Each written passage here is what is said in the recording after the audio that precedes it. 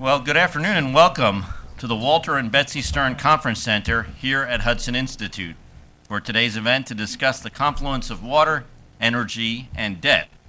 I'm Kenneth Weinstein, President and CEO of Hudson Institute. Last year, Hudson celebrated a half-century of forward-looking analytic policy research.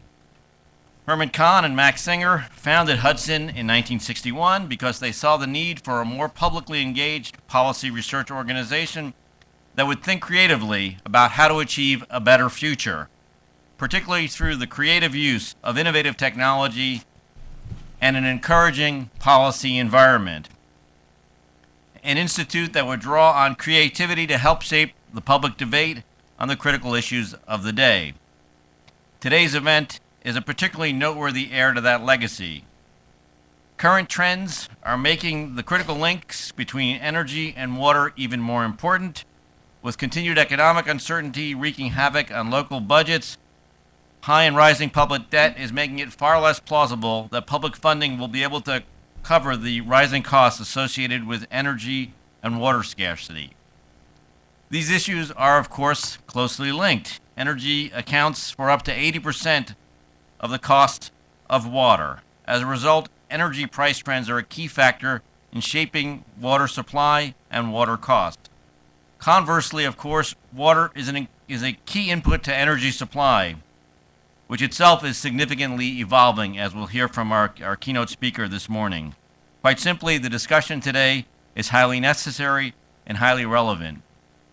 In the interest of full disclosure, I should note that today's panels are being sponsored by Grundfos, which is the world leader, the world's largest manufacturer of water pumps. We are grateful to Grundfos for their support of today's event. Hudson Institute maintains complete intellectual control of the discussion, and we are here to raise issues and to discuss them. And we appreciate Grundfos for allowing us to have an open and fair discussion on these issues in the manner in which we chose to do it. As we begin our examination today, I can think of no better way to begin than by a keynote from a man who brings a unique perspective to these issues, Jim Nussle, who has a long-term standing interest in agriculture, water, biofuels now, and budget issues. Jim Nussle, of course, served 16 years in the U.S. House of Representatives, representing the 1st District of Iowa, and served for 6 years as chair of the House Budget Committee. He also served with great distinction as the 36th Director of the Office of Management and Budget as a member of the Cabinet in the George W. Bush administration. Today, he serves as Chief Operating Officer and President of Growth Energy, which is the fastest growing trade association in the renewable energy field, representing biofuel producers. It is my honor to turn the platform over to Jim, and we look forward to hearing from him. Thank you.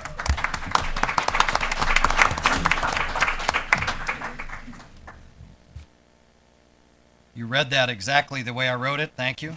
Appreciate it. When I woke up this morning, I turned off my electric alarm clock.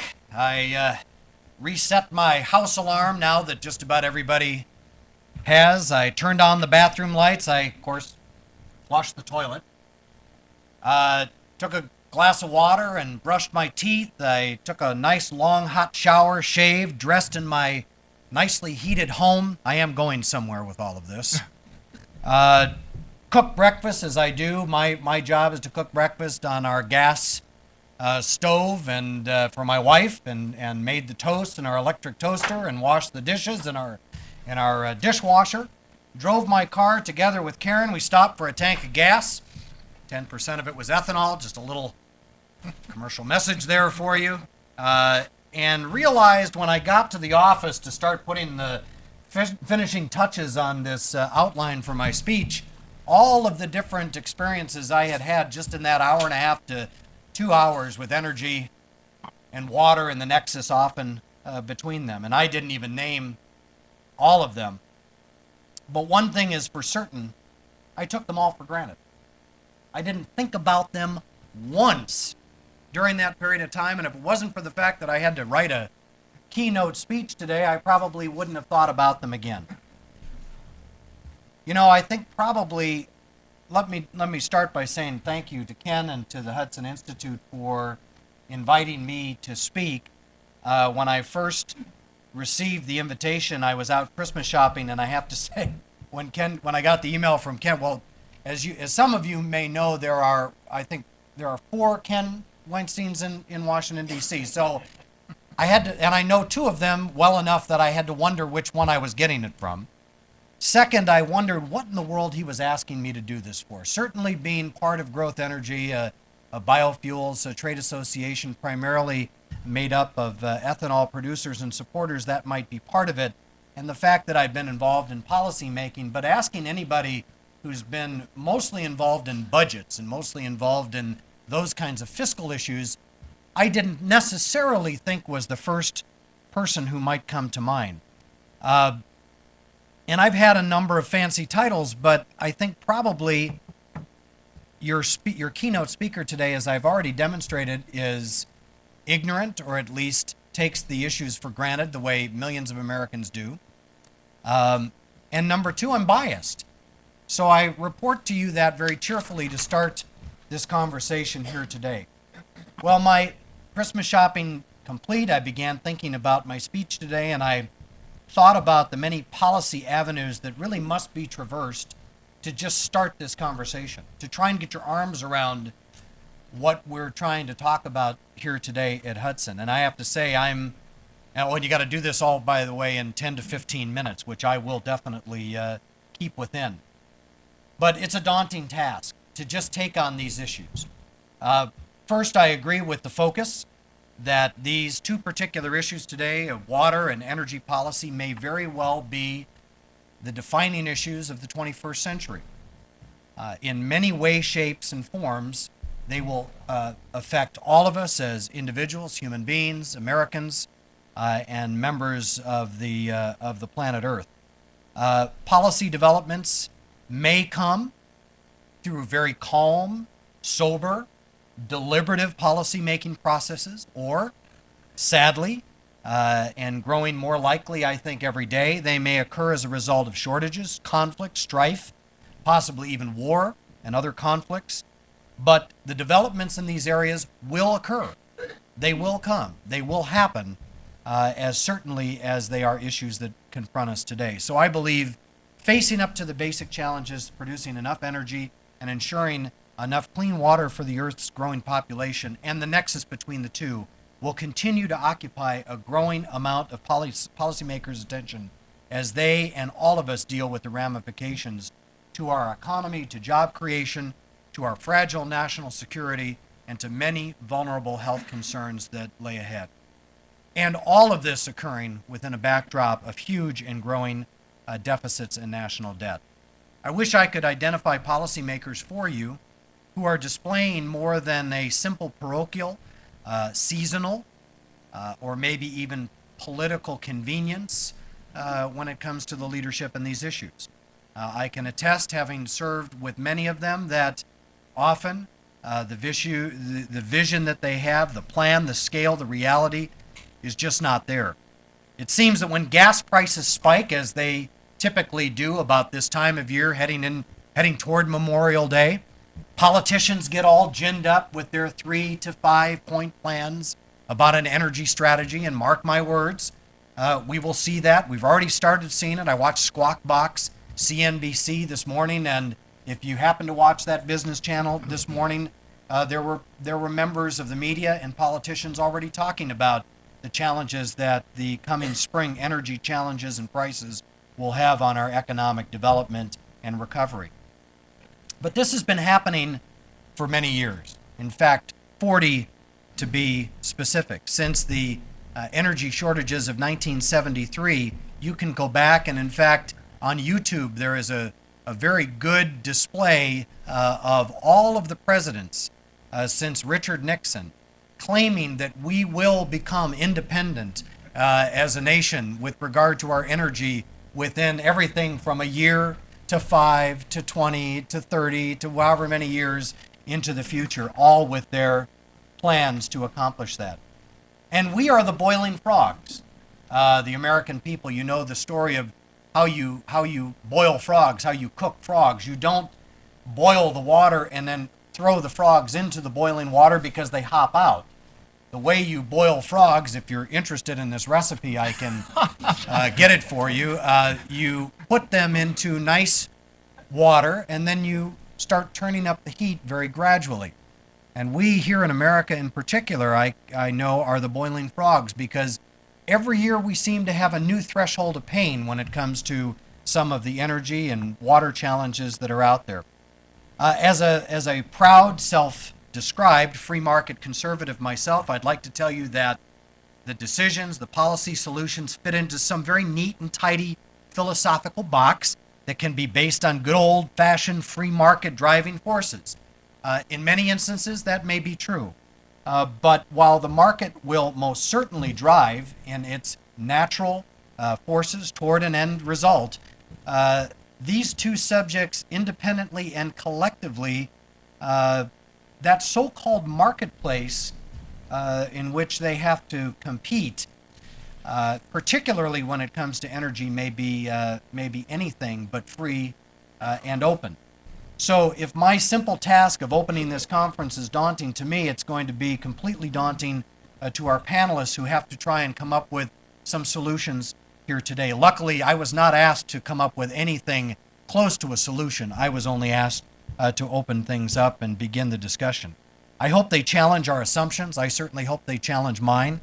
I hope they challenge our biases.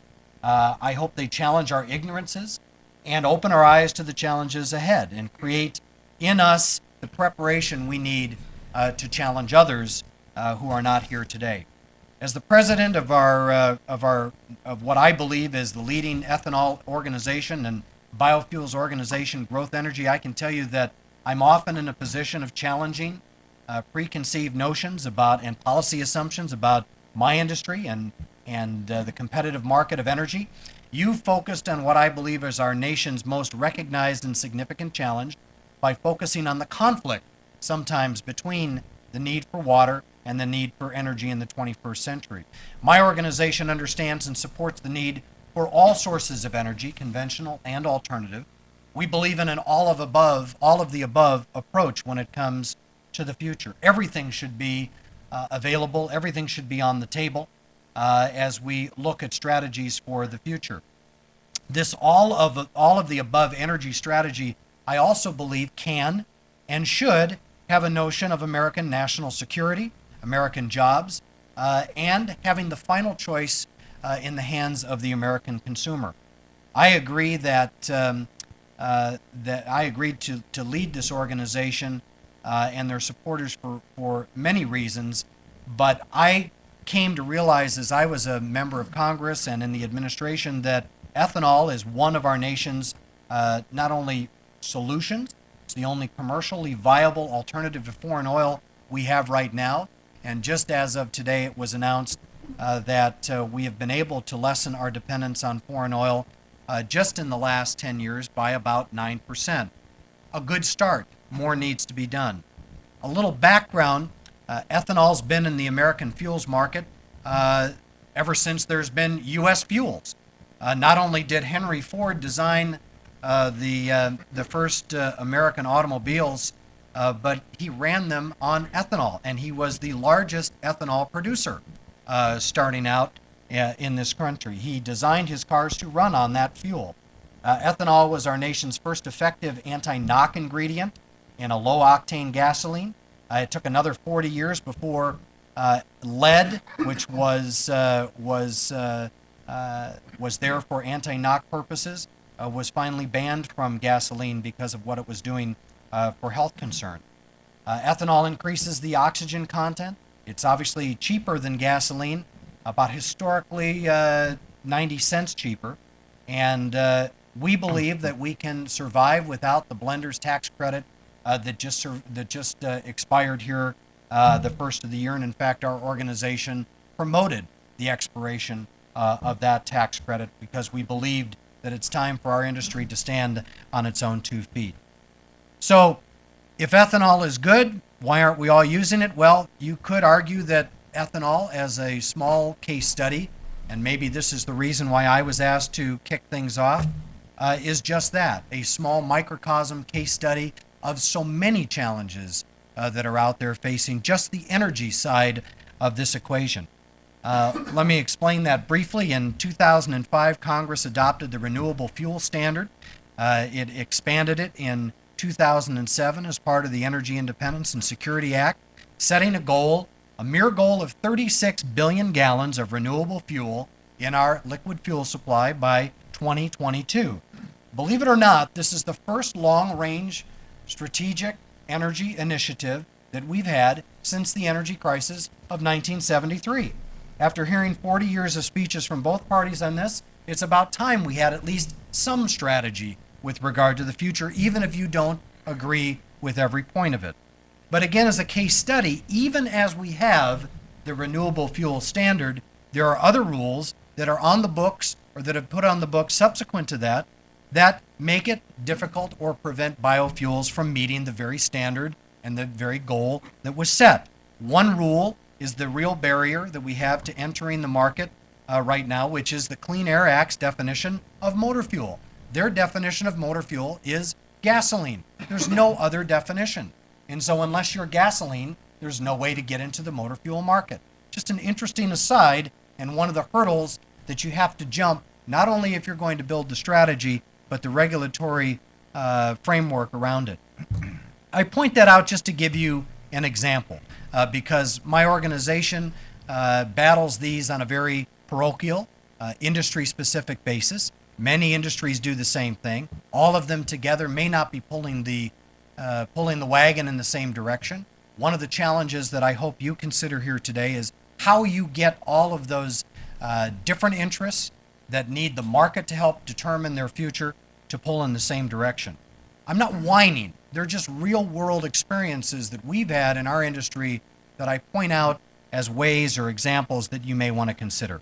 So I suggest that the Renewable Fuel Standard is a tool or maybe an example, maybe a case study of what might be done, what could be put forward in order to deal with some of the challenges. Let me end by saying that I think most people in this country probably woke up the way I did this morning and take the issue of water and energy for granted.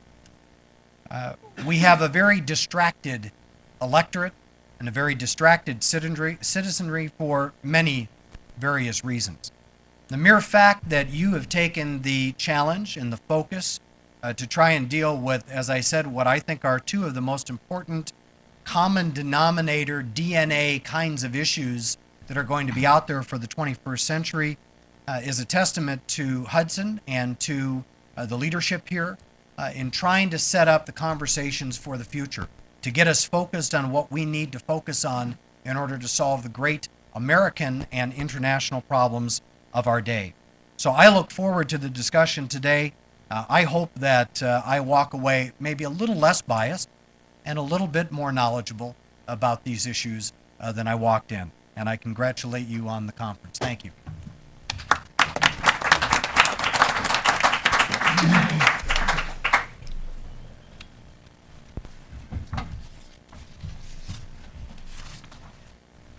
Hi, I'm Lee Lane, and let me add my thanks to Grundfos for the support for this event, and thanks to all of our speakers and to all of you for your interest in the subject.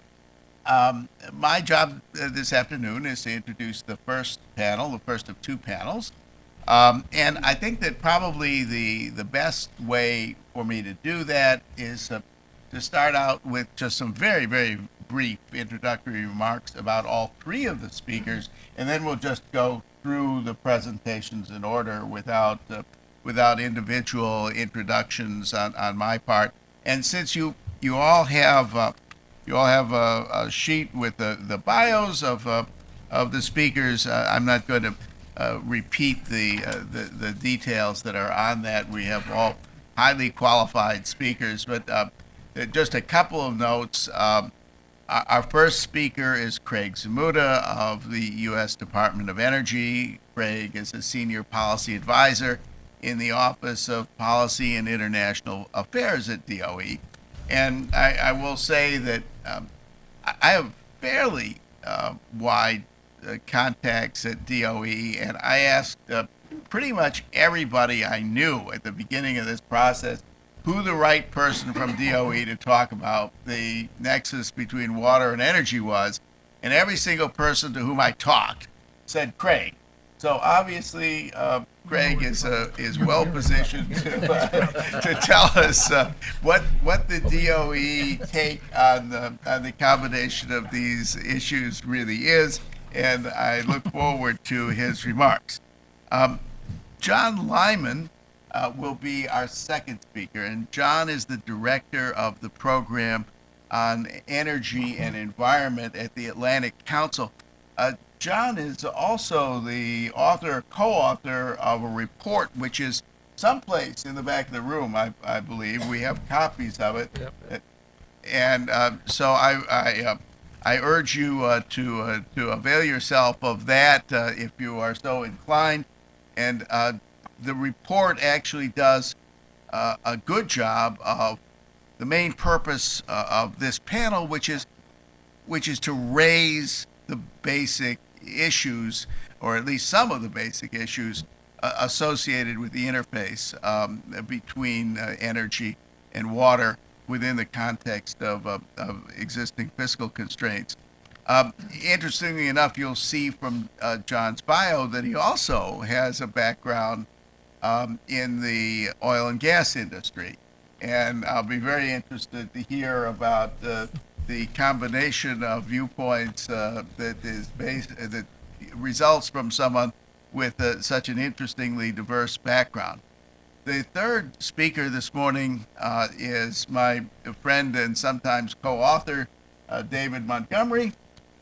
David is Senior Vice President at NERA Economic Consulting, a firm which he just recently joined. He has had an extremely distinguished career in Washington, in which he's held senior management positions at both the U.S. Department of Energy and the Congressional Budget Office. He's been an author as part of the Working Group 3 of the Second Assessment Report, right, David? Yeah. Of the International Panel on Climate Change.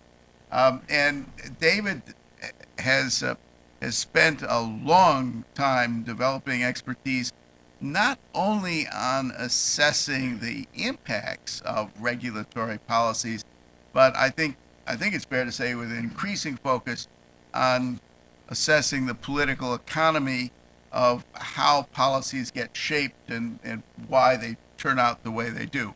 So we really have, I think, a wonderful panel. I've asked everyone to speak for about 15 minutes, and then if all goes according to plan, we should have about a half an hour for discussion with the audience, in which we will welcome questions and comments from you, and then maybe a brief final comment from each of the speakers. So I will sit down, and we will just take the three presentations in order. Craig, you first. Yeah, and I think it's better to speak from the podium.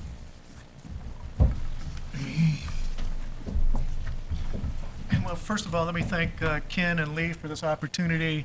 I'm not sure if it's an honor or a liability to be indicated as I'm the guy to talk to from the on energy water within the Department of Energy, but let me say that the Department of Energy is a large entity. Our focus is on energy security, and we recognize that issues like energy and water are going to be key as we look forward to the rest of this 21st century and the challenges that we're going to have to address.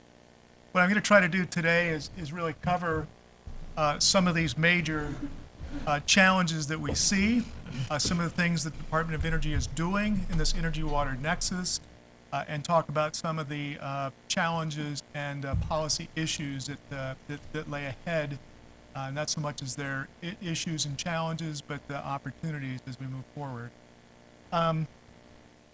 With regards to this energy-water nexus, I'm going to try to drill down a little deeper than Jim did, and provide a little bit more background to kind of set the stage for the conversations that will follow.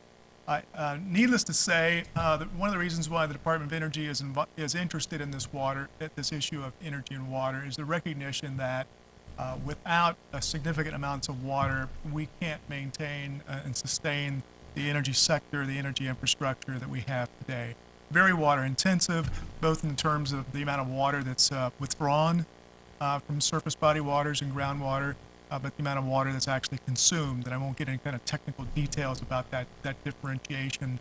I just leave it at, regardless of what technology you're looking at from the energy perspective, they are fairly water intensive. And on the flip side, with regards to water, with regards to extraction water, with regards to transport of water, use of water, treatment of water, very energy intensive. So the kinds of numbers we're going to throw around is the amount of water that we withdraw on a daily basis for production of energy is on the order of 45% of the water that's withdrawn in the United States. The amount of energy that we use to produce the water that we use ranges from 5 upwards to, in some locales, on the order of 20%. That's in the state of California, where there's long distance transport of water. So both of these are very linked.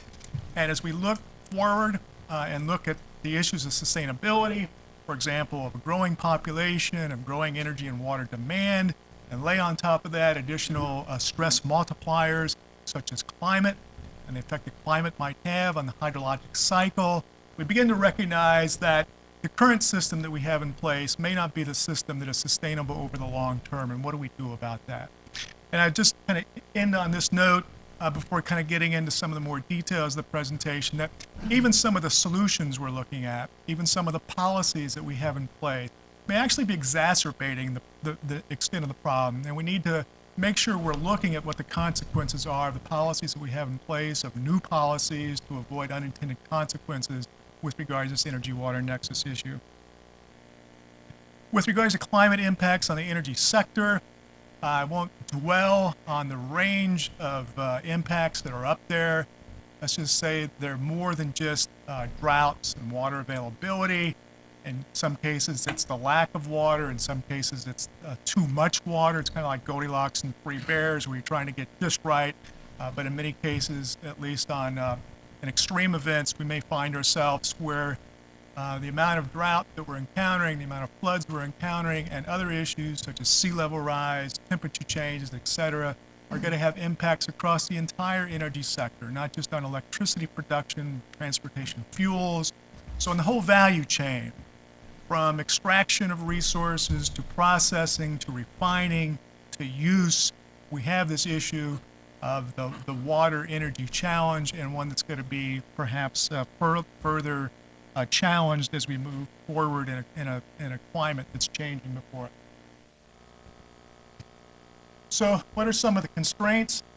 We have increasing energy demand, whether you're looking at this from a global perspective or a domestic perspective. All projections are we're going to need more energy as we move forward. And in many cases, that energy demand is going to be coming about in regions that are already water stressed. We have increasing water demand for not only for the energy side, but for other sectors that are requiring water, agriculture, residential, industrial use, etc. And the gap between the available water and the water demand is going to be increasing. Some projections are saying over the next couple of decades that the gap is on the order of 40% on a global basis. And so we're looking at climate change as being an additional stress multiplier to this. The changes in the hydrologic cycle are only going to aggravate this situation. Some of us, John Lyman and I, are coming from a meeting earlier today where we heard a presentation from the National Intelligence, the representatives from the National Intelligence Council that will be providing a report coming in the February timeframe that are looking at the stress that water is going to be placing on a global perspective and the potential threat that has, and not simply energy security, but national security. So these are growing challenges that we have before us, and what I'd like to really focus on is some of the things that the Department of Energy is doing to address these challenges. One, for those that aren't familiar with the Department of Energy, a simplified characterization of our mission is to ensure energy security. We have other aspects that are more tied to national security, such as the nuclear weapons complex, but I'm going to focus more on the energy side of that. We have $1 billion of investments at our national labs with expertise that can address breakthrough technologies and technological solutions to some of the problems that we're going to need to address to ensure that we do have and an energy sector that is water efficient, if you will, energy efficient, and is going to be ensuring energy security as we move forward. Some of the specific things that we're focused on, both from a technical perspective and a policy perspective, I'll lay this first issue of water constraints. How will water constrain energy production as we look to the future? And there have been a number of studies that have been done by our national labs in collaboration with universities and the private sector to kind of look at this issue and characterize what the state of play will look like in the what I say the near term, next 10, 20 years. And I just highlight this one study that was done by our National Energy Technology Laboratory, which was demonstrating that our nation's coal-powered electricity generating plants, which are a significant contribution to the electricity generation in this country, a significant number of those plants will be vulnerable to water stress across the country, and not necessarily simply in regions that we're accustomed to be thinking about, such as the arid Southwest, but other regions such as the Southeast. So we'll need to be doing a better characterization of what will the future look like, both from a climate perspective, a water availability perspective, as well as its impact on the energy sector. I mentioned a moment ago about some of the policies and the implications that has. Jim indicated a few minutes ago about the requirements for, I think he mentioned 36 billion gallons of biofuels by 2022. Those may be excellent policies to have in place, but they come with some consequences in terms of where's the water going to come. If not for irrigation, if we move away from traditional biofuels crops to crops that don't need irrigation, you're still going to have a water footprint associated with the refining aspect. So here's an aspirational goal out there. What does that mean from a water perspective? Some of the other technologies we're looking at, carbon capture and storage. We're talking about one way to minimize the CO2 emissions from coal-fired power plants or gas-fired power plants to implement carbon capture and storage technologies. They have an energy penalty associated with that, the energy to capture that carbon dioxide. That energy penalty translates as a water penalty, if you will, because it takes water to produce the energy. And some projections suggest that we're talking about anywhere from a 50 to 100% increase in water needs to operate these plants if there's a full-scale deployment of carbon capture and storage. So as you go down the list, and I'll stop there, but as we go down the list, we see that there are policy implications in terms of what we're doing, whether those policies are tied to energy production or whether they're tied to environmental concerns such as the Clean Water Act and the 316B regulations that some of you may be familiar with, where in essence to protect the ecosystems, we're moving away from a lot of thermal loading of those systems and looking at alternative ways to reduce potential ecological impacts. One of the traditional ways is to use cooling towers. And the good news with that is you significantly reduce the amount of water being withdrawn. Okay? The bad news is you significantly increase the amount of water that's actually being consumed. So there are these implications, and I guess the last one I'll point out is this idea of being energy independent. So we need to recognize that to do that, we're going to increase the amount of extraction, of refining that's going on in this country, which means there's a water footprint associated with that. And so there are implications with a number of these policies. The key is to ensure that we avoid unintended consequences and we understand the value chain of these processes and the impacts this has as we move forward. So for the rest, I'm going to really focus on, so what is DOE doing about this? I kind of lay out 4 pillars of where we're focused. One is to increase our scientific understanding of both from a climate perspective, in terms of the energy perspective. How do we model these systems so that we're able to project at the scale that we need to be projecting what the implications might be, to move beyond global circulatory models and be able to kind of downsize this to the degree that local decision makers can be making decisions about whether it's appropriate to site a particular plant, et cetera, and what the implications would be. We're also looking at ways to increase water efficiency and energy efficiency of the technologies that we're developing and deploying.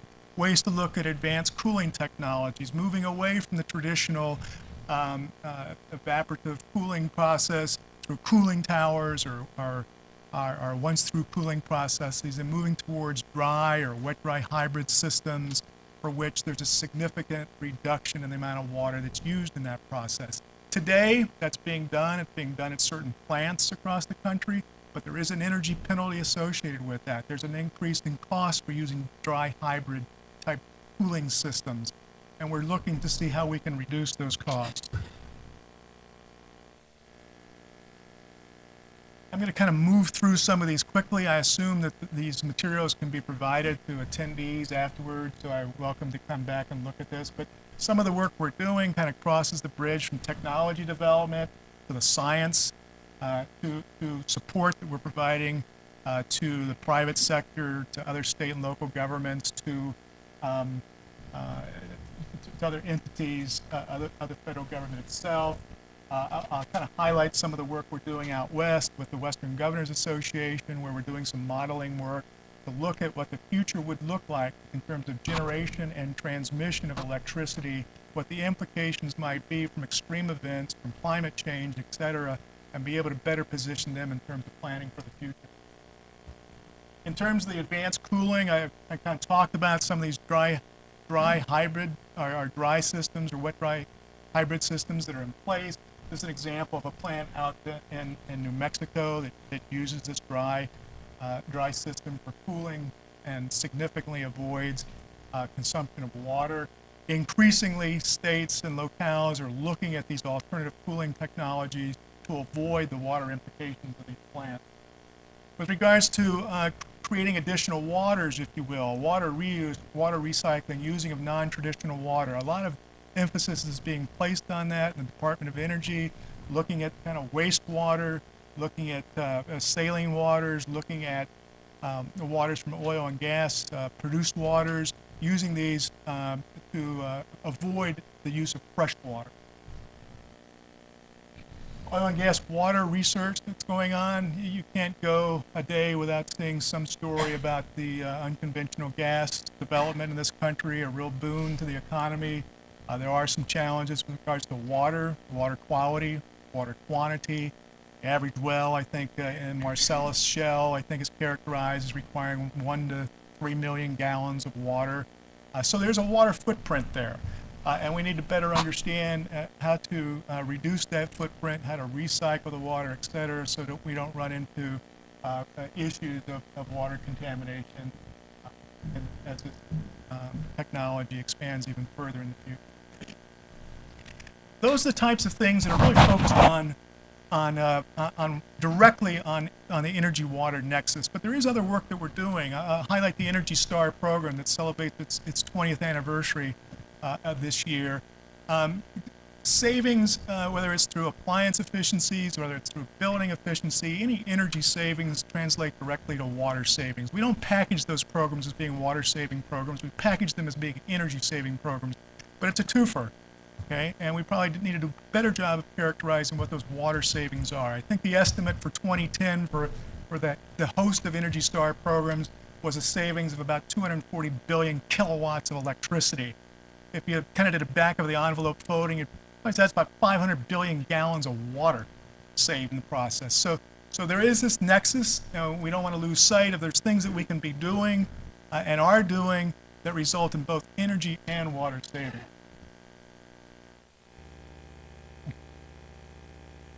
One of the last points I want to make here is that over the last year, the White House has taken the lead, recognizing that no matter how successful we are with regards to climate mitigation and the deployment of mitigating technologies, that the climate is changing. The direction went out to all the agencies to start doing adaptation planning, and that has cascaded into certain activities that each and every agency has been responsible for doing. Preliminary vulnerability assessments to look at the mission of their respective departments, to look at how climate will impact that and what actions they need to take. One of the follow-up actions that we're pursuing in the Department of Energy, of having already done that preliminary study, is to be looking at the energy sector. And one of our goals then over the next year, and basically by the end of the fiscal year, if you will, in the September-October time frame, is to have done a better job of moving beyond the qualitative characterization of the impact of climate on the energy sector to a much more quantitative, even including some detailed modeling where we'll drill down. And over the next year, then working with other agencies, working with the private sector, working with universities and other organizations, to try to come up with a better characterization of what is the potential risk to the energy sector, what are the things that we need to be doing, and priority things that can be done to make the energy sector more climate resilient as we move forward. So in summary, I kind of throw out the perfect storm maybe brewing out there, that we have this combination of a number of factors between population growth, increased energy demand, reduced water availability, et cetera, that may actually pose a threat to energy security. We need to be aware of that and doing a better job characterizing how real that situation is and what do we do about it. There's the need for greater resilience in the energy sector, as I talked about. And I lay out kind of 4 potential areas that we can actually pursue today. And one is better modeling information. It's very difficult for a decision maker, whether you're in the private sector or whether you're in a government sector where you're permitting facilities. It's very difficult to do that unless you have accurate information, accurate data to characterize what the implications are for those management decisions. So we need better and improved models. We need better technologies that are both energy and water efficient. We need greater public awareness. I mean, I think one of the themes of Jim's comments was we take all this for granted. We take the energy for granted, we take the water for granted. Okay? We want cheap energy, we want cheap water. When we're in a position where we're watering our yards and we're washing our cars with drinking water, that says volumes about is this a real issue for the future or not. I guess the final point is we've typically operated in stovepipes, whether we're talking about how the government was organized or how other institutions organize themselves around issues. They're the water people, they're the energy people, and on and on and on. We need to recognize this is really a holistic problem. We need to have much more of a synergistic approach. We need the government agencies working better together. We need the disciplines working better together. We need the government working with the private sector in a greater partnership. So there's a lot of opportunity here to kind of provide some manifold to these current stovepipes, kind of lay out the solutions for the future. So I'll stop there and take any questions if there are later on. Yeah. Let's hold the questions and discussion until all 3 speakers. John, you're up. No, I don't have PowerPoint. Well, I want to make one correction here, is that the report that was just written by the Atlantic Council was actually written by Blythe Lyons, who's sitting here in the audience. And it's part of a 3-part series, which we dealt first with the electric power sector that I'm going to talk about this morning. Second, we're dealing with the impact of the nexus on primary fuel production. And we're about to do a 3rd part dealing with municipal and industrial treatment and processes. I think where you want to start with this, why is this important?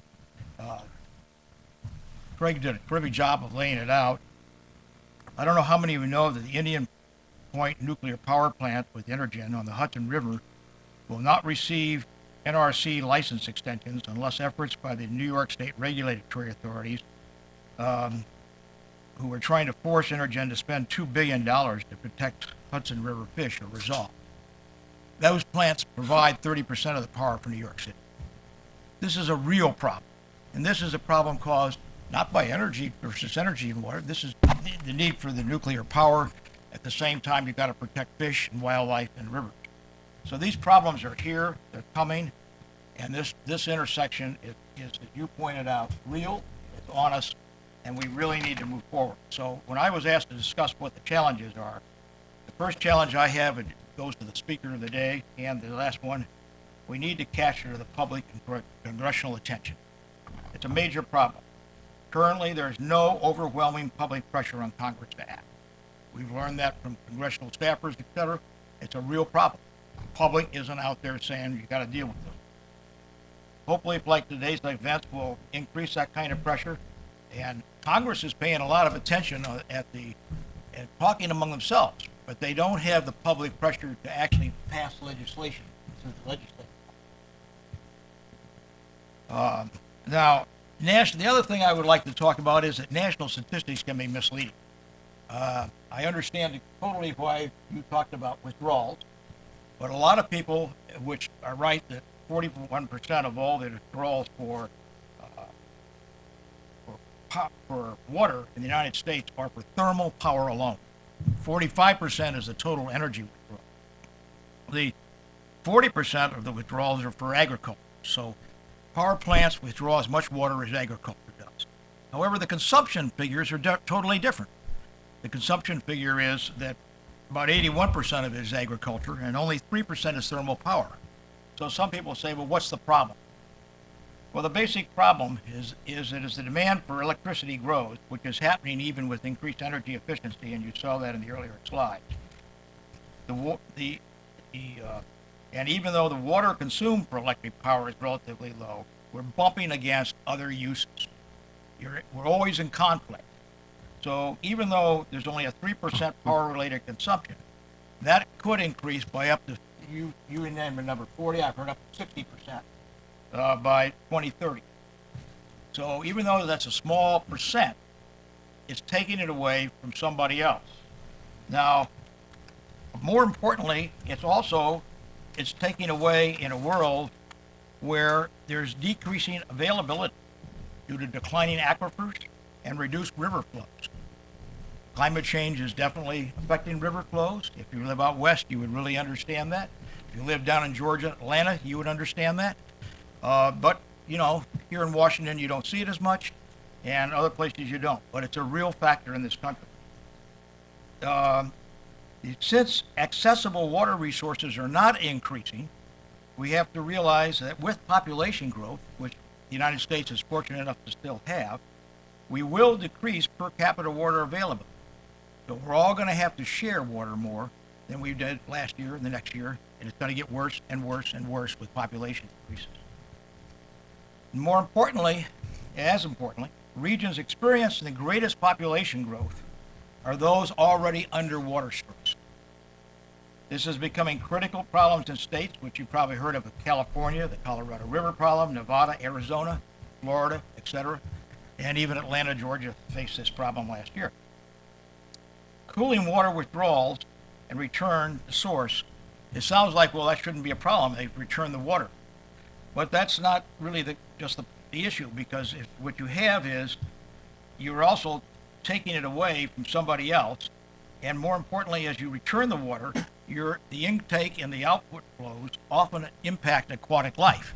That's clearly what was going on with the Hudson River problem with the nuclear power plant.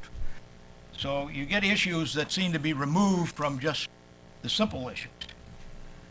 Fortunately, water withdrawals for power have remained fairly constant since 1980. That sounds great.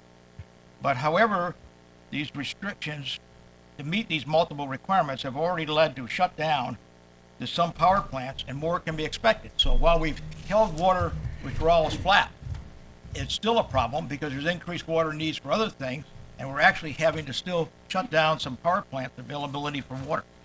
And you saw that in the NETL data, which says that this is going to be a particular problem for coal plants. It could be a growing problem for nuclear plants. So we do need some new technologies. Resolving these kind of conflict is going to require sorting through a huge number of trade-offs. This is not an easy, oh, I've got the answer. And that is because the issues are local. The issues are site-specific.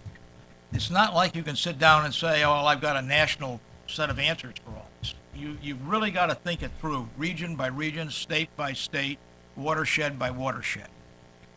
It's also going to be a problem because you're going to have to trade off between the problems of the water actually consumed in the plant. That's, in other words, what's been taken away after with the flowback, and the cost of various cooling and generating technologies. In our report back there, you will see a lot of those numbers presented. But different technologies consume different amounts of water, and different cooling options consume different amounts of water. So you clearly have dry cooling is the least. And in fact, I think there are some states that have insisted that there will be no more plants put up without dry cooling. That increases cost. So one of the other issues that that comes up is we're going to have to live with some cost increases that the public is going to have to get used to. Infrastructure investment to increase access to water resources has remained minimal for decades. For example, despite growing limitations on fresh surface water and groundwater supplies, there has been little increase in surface water storage since 1980. In other words, there haven't been any more reservoirs built. We were living with the 1980 infrastructure of water storage. In arid areas, underground resources are replenished very slowly. You say, well, doesn't the rain come and replenish things? Well, that's not what's happening, because in an arid area, you don't replenish faster than about 0.5% a year. So in fact, we're mining the water out of the aquifers. This is a major problem in parts of the United States. Again, in the document we have maps which show where this is a bigger problem than elsewhere. Again, your answer is, okay, I'm going to utilize marginal water. It's saline water or municipal water, etc. That is being done in some places. But the utilization of that takes increased amounts of energy to treat and to transport. So we've got a world where you've got vast quantities of U.S. fresh water supplies, but they're not easily recoverable areas like streams or lakes. And the fact that areas of high water requirements, such as urban areas and farmlands, are not always located close to available water supplies, compounds the challenge raised by limited access to water resources. Phoenix and Atlanta come to mind right away. Now, as you keep going through the challenges for the industry that they're going to have to deal with for electric power, the power industry also faces significant regulatory uncertainties and increased cost. EPA changes to Section 316B of the Clean Water Act will impact cooling water intake structure and potentially impact up to 600 steam-driven generating facilities. That's almost half of all the steam generating facilities that we've got. I'm not saying exactly how that'll play out, but that's on the card. New EPA regulations may impact the volume of water withdrawals for cooling purposes to reduce the impact on aquatic life, sort of the Hudson River type situation. New, something called stream electric effluent limitation guidelines, lots of words, okay? ELGs for short, have not been revised since 1982. These will address the release of toxic pollutants such as mercury, selenium, which is a bad substance, you see a lot of it out of coal mines, and arsenic, which is very prevalent. We then have a whole host of issues related to congressional issues, which I think we've heard talked about this morning as well. Congress does not have the national data needed to develop legislation. We have not kept up with getting the right information to be available to policymakers. So it's great to talk about this, but if you don't have the data, you can't design a very good set of policies. Second problem, committee jurisdiction is fractured. You've got lots of different people. Not only do you have a problem in the government itself, you've got a problem on the congressional level with too many committees dealing with the same subjects and with overlapping jurisdictions. Another big problem in the current environment is the amount of investments that are going to be needed to address the requirements are huge, making it difficult to reach decisions in the current environment. And another problem that we can't dismiss is a lack of cooperation in the existing Congress, which makes it difficult to pass any major legislation. At the federal level, by that I mean the government federal level, there's issues for the federal versus the state bureaucracy. Water is viewed as the responsibility of the states, but water availability is impacted by watersheds that cross state boundaries.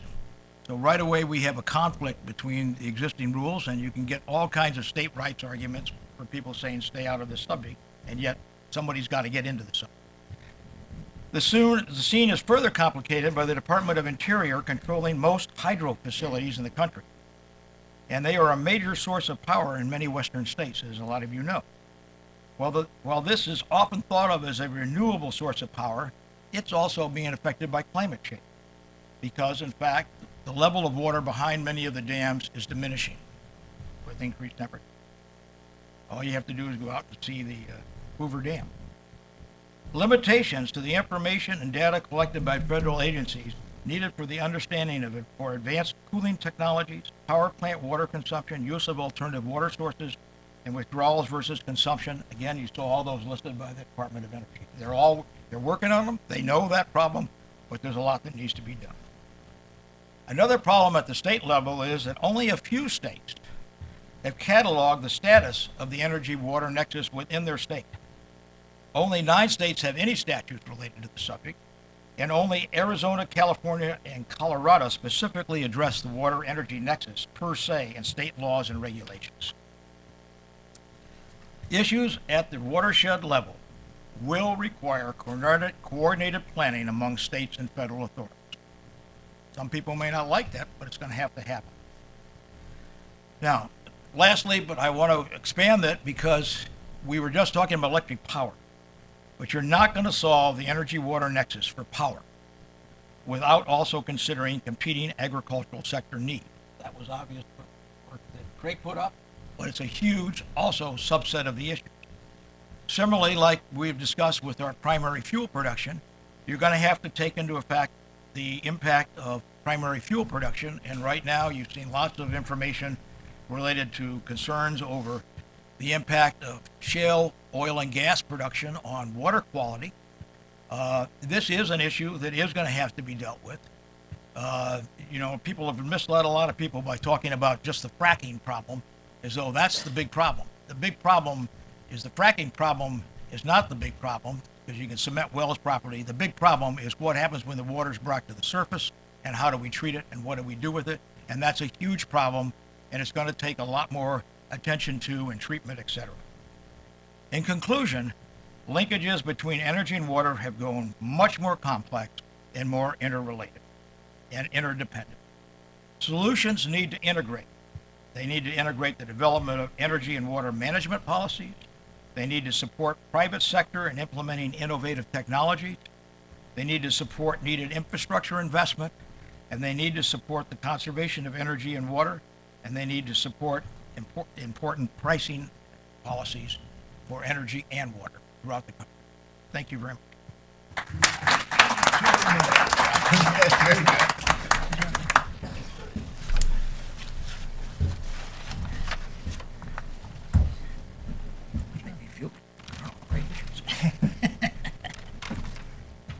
Let's see, I think I will take the, thank you. Forward.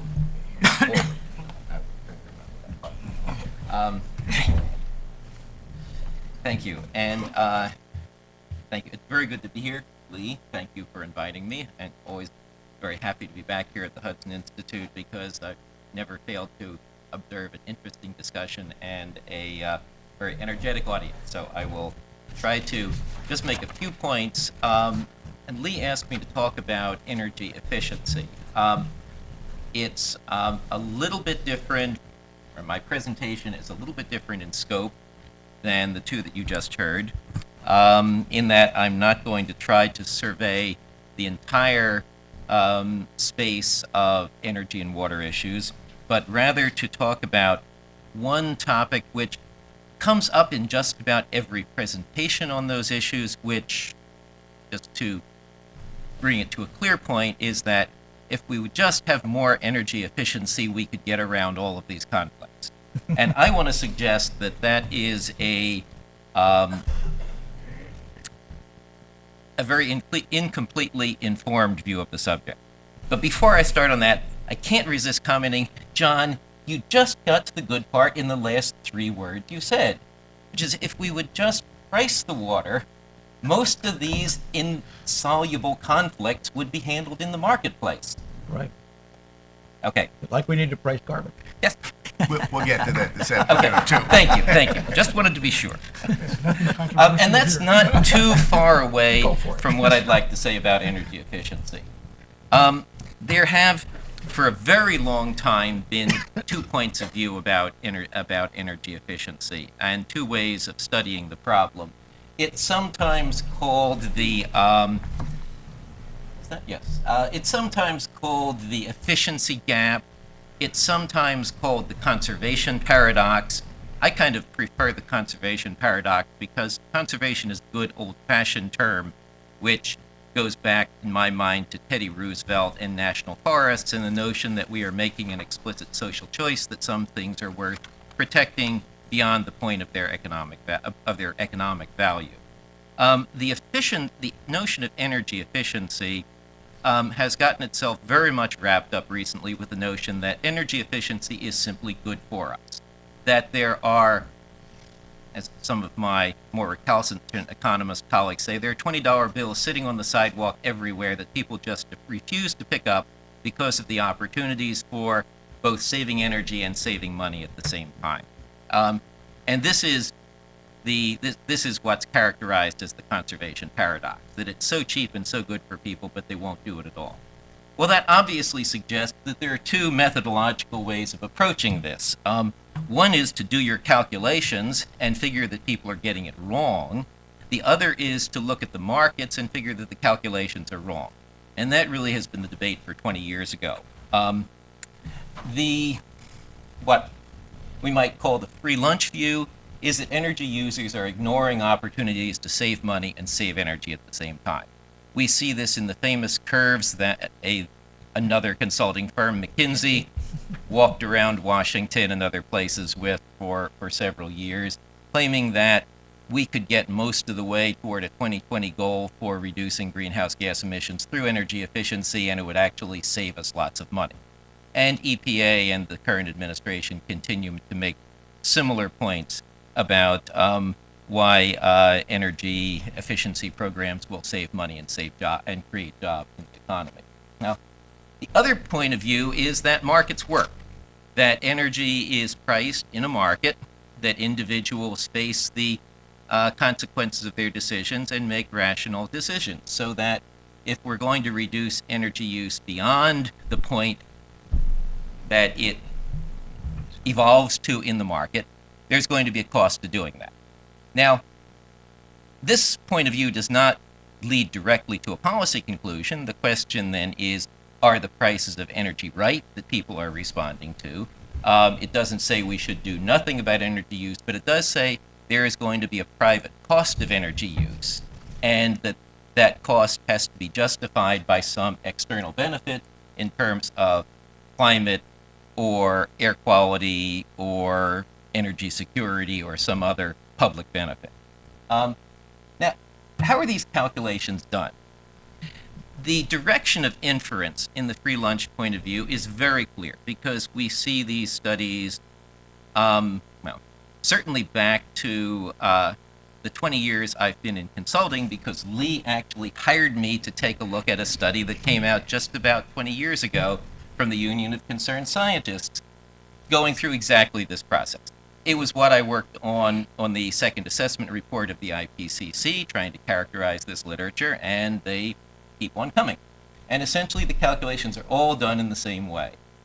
You look at the cost of a piece of equipment that would be more energy efficient, you calculate what that would cost, sometimes what it would cost to install, and then calculate what the reduction in energy use is, and then price that out at some projection of market prices over the life of the equipment, and in present value terms discover that there is a large net saving for the consumer. And this then leads to the inference that consumers must be getting it wrong, and policies are required to do something about it.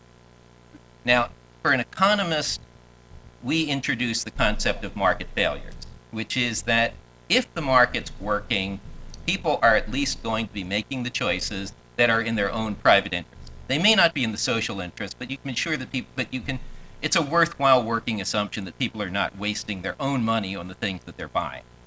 And so in order to support the notion that policy intervention is required when the engineering studies say that people could save money, there becomes a search for the market failures that would justify that assumption. Most of them tend to fall into one of two categories. The price is wrong in that the price that individuals are looking at does not really reflect the full cost of energy.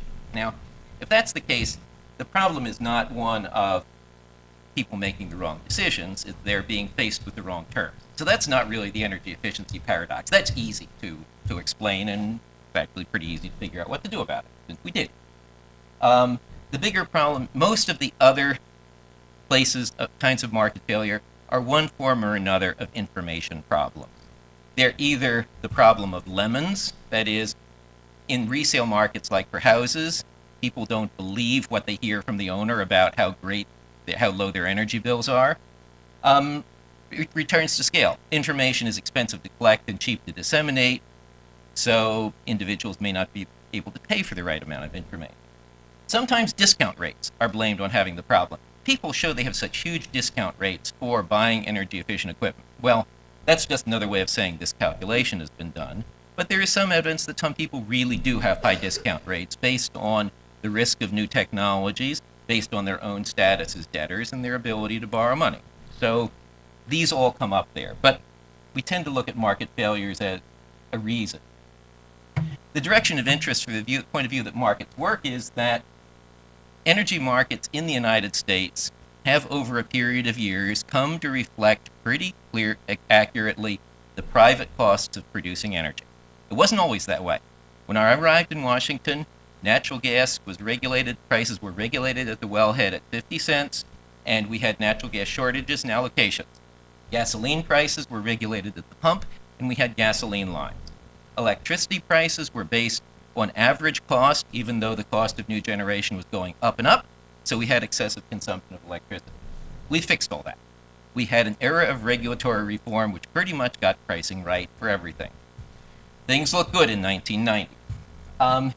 Since then, we have been laying more and more subsidies into the system for particular forms of energy. Usually, tax breaks for oil companies are blamed for this. My analysis, and that of EIA and at least of the Energy Information Administration, we did it, was that on the margin, the subsidies for oil and gas production really don't affect production. They're all directed at small producers and are limited, so that you don't actually get more subsidy when you produce more oil and gas. That is not true of renewables, and it's not true of energy efficiency. So we have been significantly distorting the market, but it's toward ethanol and other renewable fuels and toward energy efficiency, and that helped us toward geothermal heat pumps, which I just got a huge energy credit for replacing in my house. So in this case, what we need, the methodological approach is if energy users seem to be making irrational decisions, the next step is to ask what's going on there. Is there a market failure that can be addressed, or are there simply hidden costs that are not addressed in the engineering calculation? A lot of times, that's exactly what we see. Mark Shicard, Simon Fraser University, has had a major research program on this for many years, since he and I wrote the chapter together for the IPCC volume, and his research has suggested that one of these three things is most often going on in the engineering calculations. The first one is they simply ignore system-level effects and interactions. So they add up an improvement in fuel economy of vehicles, and then they add on to that a reduction in energy use from VMT, from reducing driving, that was based on the assumption that you would not have improved the energy efficiency of the vehicles. So they add up a lot of measures and come up with something that, they add up a lot of measures that are sub-additive, and they come up with far too big a number for what you could achieve with energy efficiency. Second thing is they all ignore hidden costs. Aside from Mark's work, there really has been no serious market research to try to quantify what it is that consumers really care about the attributes, except for what motor vehicle manufacturers do to figure out how to price the attributes of vehicles, which is one of the reasons why I fail to believe that there is anything particularly wrong with how motor vehicles are priced, especially in terms of their fuel economy, because the motor vehicle manufacturers have a very clear idea of exactly how much consumers are willing to pay, and they generally have found that they're willing to pay too much for fuel economy, not too little. But the real hidden costs are things like CFL. The color temperature of compact fluorescent light bulbs was intolerable for a long period of time. Their usability in existing wiring is still almost non-existent.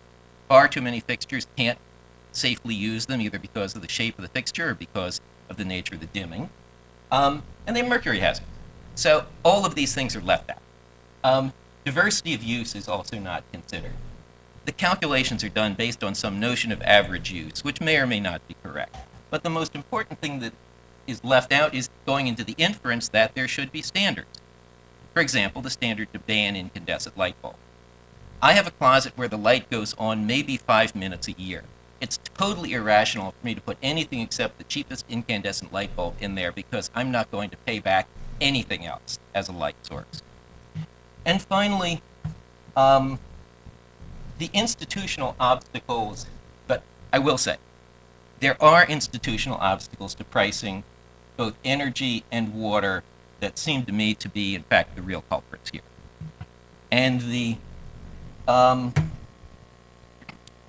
in the energy side, the problem is, I believe, and this is where Lee is talking about the work that we've been doing on energy, on the political economy of energy policy and environmental policy, is that our political system is not that all of the motivations for elected officials are to hide the cost and to provide constituency service. Appropriately pricing carbon or anything else about energy makes it very visible what the cost is.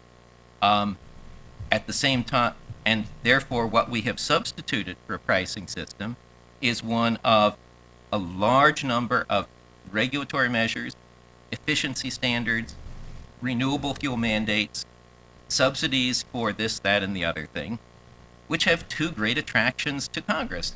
The first one is they hide the cost, and second is they provide very specific constituency service. That's the real institutional obstacle I think that we're dealing with on the energy side. On the water side, and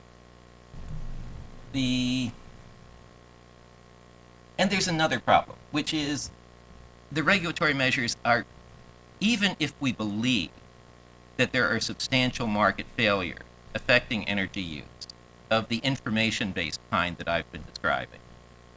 And I do not think there's very strong evidence for that, but some others do and are working hard at that issue.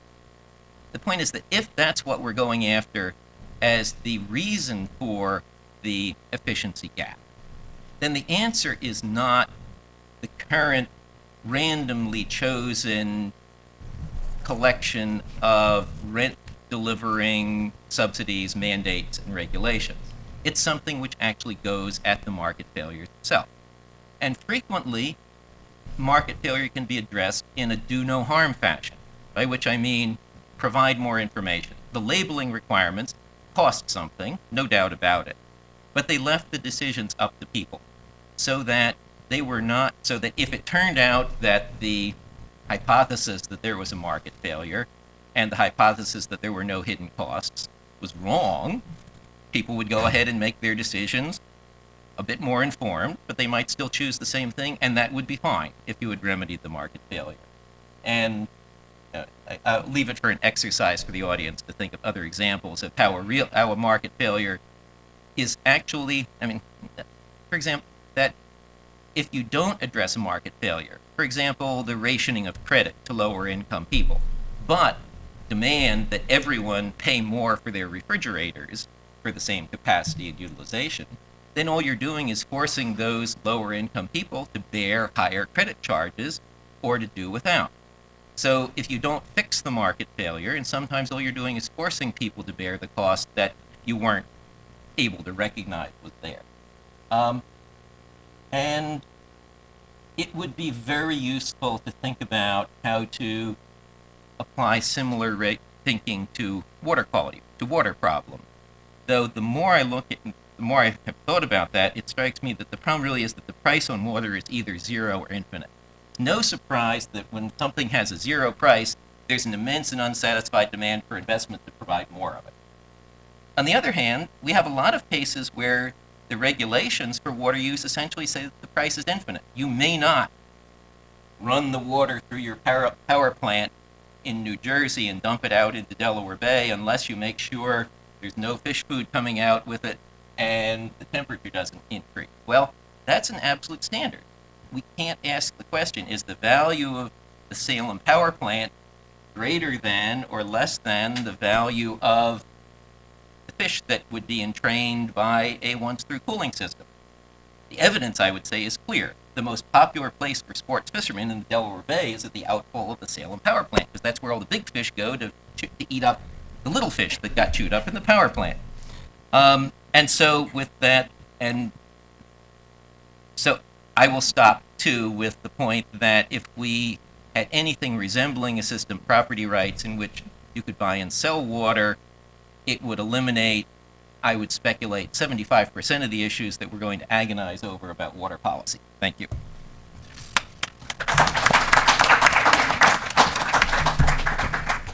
Okay, I'm going to resist an extremely strong temptation to jump in and ask questions of my own, and throw things open to questions from the questions or comments from the audience.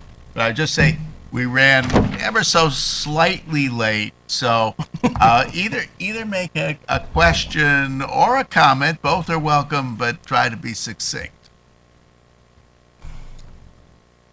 Let's go right there. Yes, you. Lifelines Energy and Environment Program at the Atlantic Council. Thank you, one and all.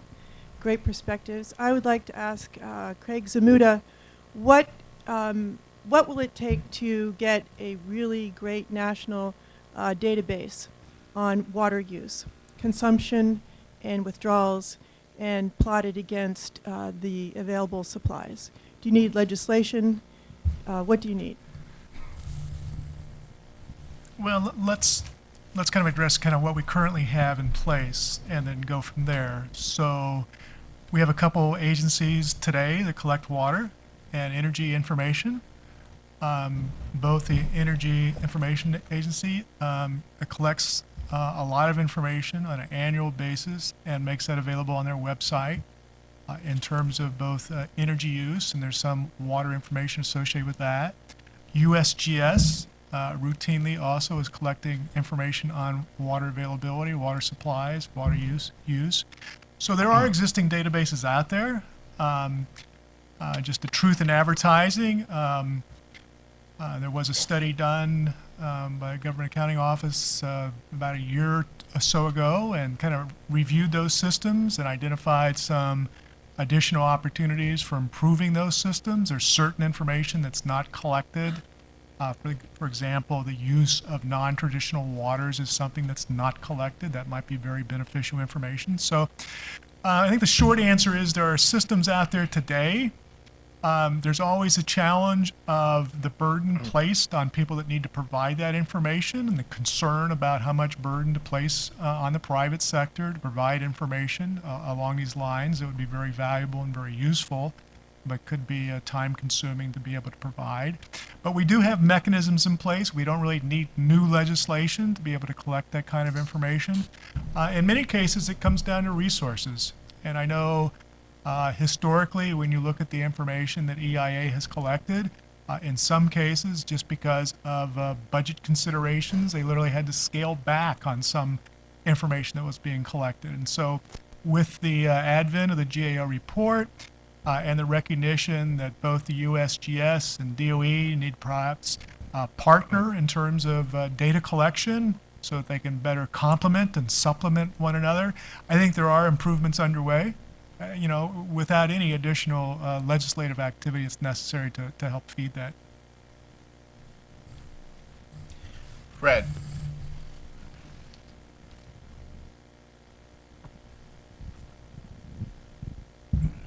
Fred Smith, CEI, former employee of Lee Lane, as a matter of fact. And something very good that water policy is finally getting to the top. We did a conference in 1997 in Texas during a drought on why water and oil policy might mix, and then of course it rained and they forgot about it. But that's the point I'd like to focus here. It is ironic that energy sustainability is so much more vital than water sustainability. And let me suggest that energy is largely privately owned. It's in the property rights regime. And that's an artifact largely of the U.S. institutional innovation of subsurface mineral rights. Water is largely in the political domain and creates much weaker incentives for lots of things. That suggests a lack of pricing. If something's not owned, it's much harder to have a price mechanism if the institution is lacking. Lack of geophysical data. I mean, look at the amount of information we have on oil supplies, gas supplies, and so on. because there's an incentive to find out what circuit you could own it. And then the lack of innovation is very seriously. Shouldn't there be, and maybe the next panel actually is going to deal a lot with this, the possibility that we could begin just amend the subsurface mineral rights laws to allow, at least enable individuals to acquire ownership of aquifers, because most of the water is in aquifers. And if we could begin to create the institutional changes that have made a quart of oil less than a quart of water in our drugstore, in our stores, we would have we would unleash a tremendous amount, rather than demand-side management, which is sort of top-down and trying, it seems to me, to make something work in a much less efficient way. Thoughts and questions? Professor Leibkap is in fact going to be talking about property rights with relation to water in the next panel, but I'd welcome any comments from the current panel on that subject as well. Anyone? I'm looking forward to hearing Professor Leibkap, so I'll wait till after that. Well, I just make one observation on that. Aquifers cover a huge geological area, and they're constantly being replenished. You sort of have the same problem you have with oil fields, with sharing, you know. So I don't know how you take a farm over a given aquifer, that the aquifer really stretches 1,000 miles, and decide what's his water versus the other guy. And I've been in the oil business long enough to know that making those trade-offs when you have adjacent fields is tough enough. I think this would be a real nightmare. But remember, other than the West Texas oil field, they for most oil fields. Well, it has, but but utilization of an aquifer, I think, would be quite a wild problem. I mean, it's an interesting issue, and it's not as though water is treated uniformly across this country. Right. And the Mississippi is a great divide between water east of Mississippi and how we treat that, and water rights to the west of Mississippi. So I guess what we're really doing is setting the stage for the next panel, but it is kind of interesting. We have a model in place, and it'd be useful to analyze that and see how those two different models end up with different results or different problems. Just following on that, east of the Mississippi, water is owned by the coal industry. Or the farmers. Or the farmers, but most water is owned by the coal industry. The gentleman in the checkered shirt over there on the far, to me, my left side of the room. Yeah. Thank you. Peter Rockmore with the Union of Concerned Scientists. We just released a report titled Freshwater Use by U.S. Power Plants, where we identified the temperature issues with water, not just discharging, but power plants having to halt generation because of river sources being too hot. In a lot of states, there are policies that say they can't intake the water when it reaches a certain temperature above 90 degrees Fahrenheit. Is there a policy, or is DOE looking into anything to help focus on this issue? Well, I 2 points, I guess. And one, I go back to an earlier point that was made about water withdrawal versus water consumption. And the only point I want to emphasize there is that even though the water consumption footprint is much smaller, if you don't have the water to withdraw, you're not operating. Okay. So don't get blinded by small percentage numbers. We talk about 3 to 4%. If you don't have that 40 to 50% of the water withdrawal, you're not generating electricity.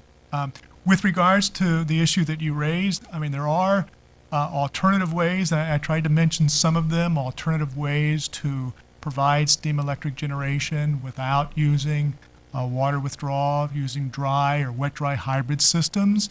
I think, John, you mentioned the challenge with that is that it costs more. So when we're talking about, in essence, free water, although water's not really free, but when we don't have a price on water, any of these technological adoptions that you pursue today have an added cost to that. And so what DOE is trying to do is to look to those technologies and see what technological innovations can be pursued to drive that cost down.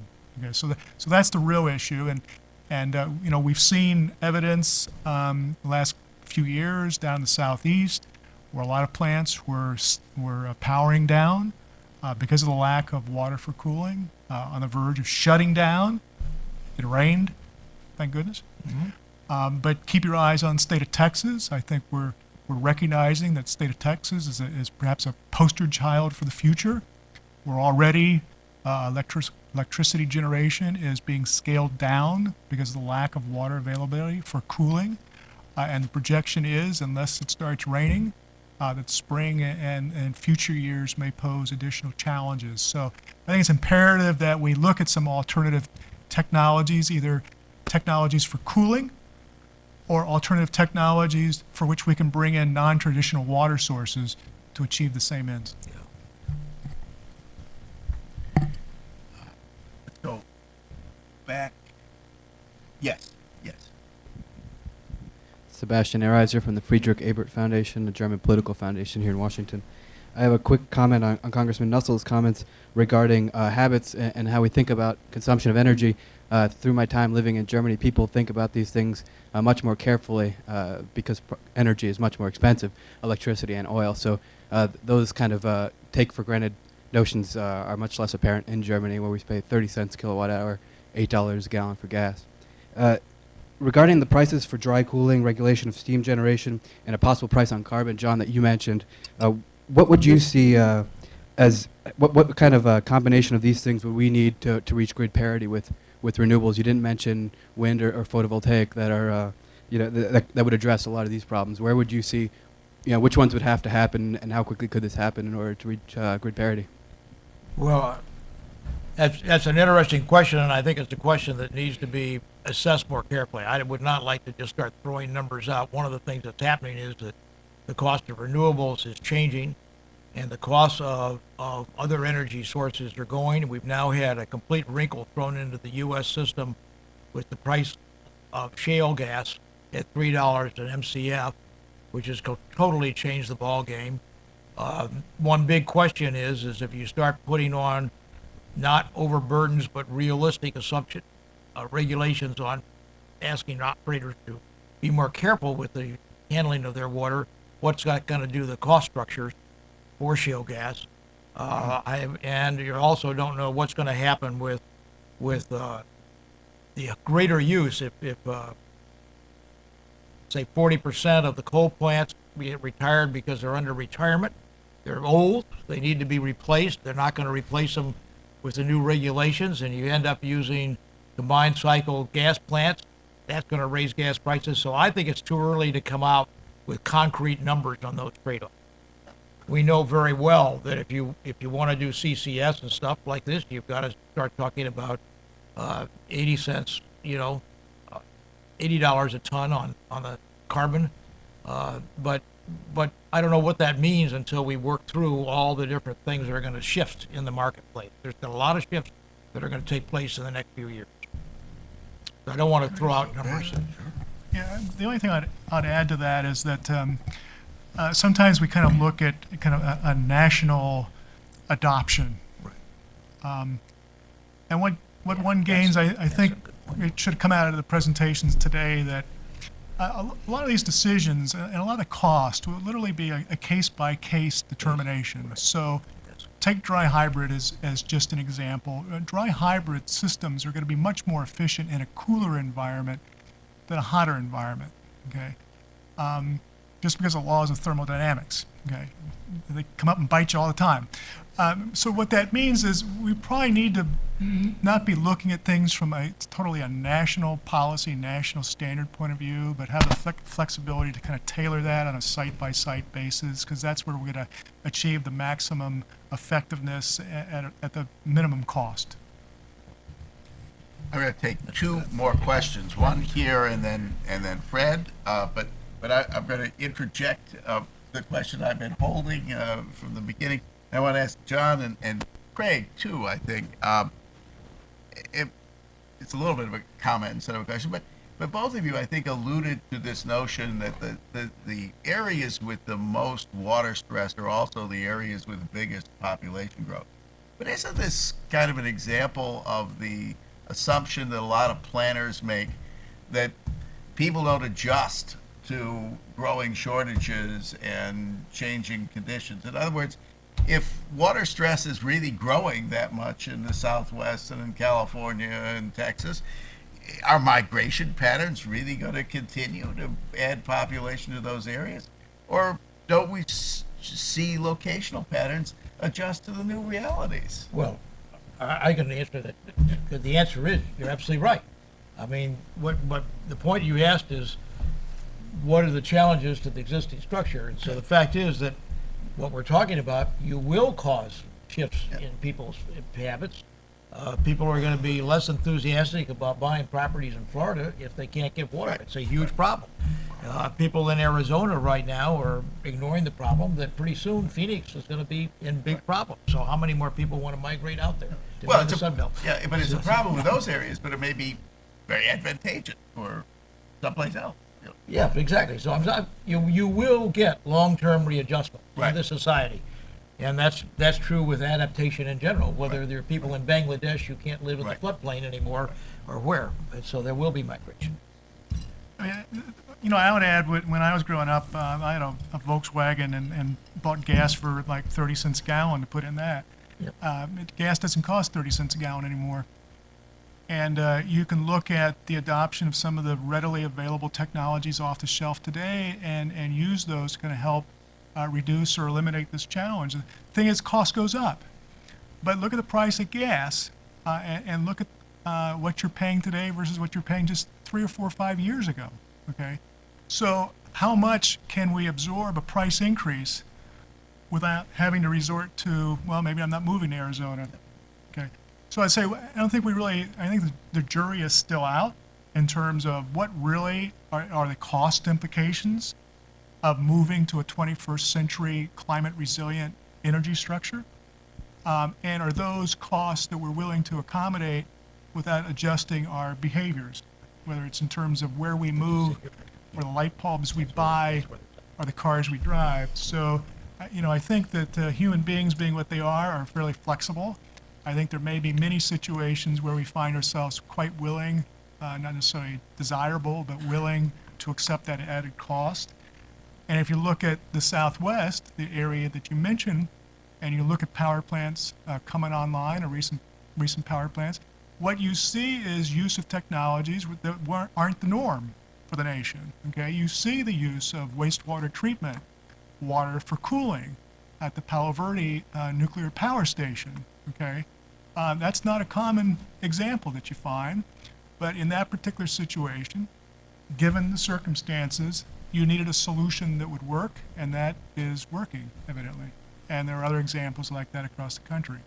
But I think that kind of approach to kind of recognizing the challenge and addressing it with available technology today and hoping more advanced, more cost-effective technology tomorrow is, you know, part of the solution in terms of moving forward. Okay, we're out of time, but 2 quick comments or questions. Mike Kurtzig here. A couple of quick comments. I remember the comment by President Nixon about energy and about turning down the spotlights in the Commerce Department in order to save energy. And then we sort of forgot about that after 1973 until 1979, when the price of gas went up again. And then we forgot about it again, and then we had SUVs, which went nuts, and when the price of gas went up, we stopped with the SUVs. We seem to have very short memories, number one. Number two, I think we're totally leaderless in this effort. There's no leadership from the White House or from other industries or from other people.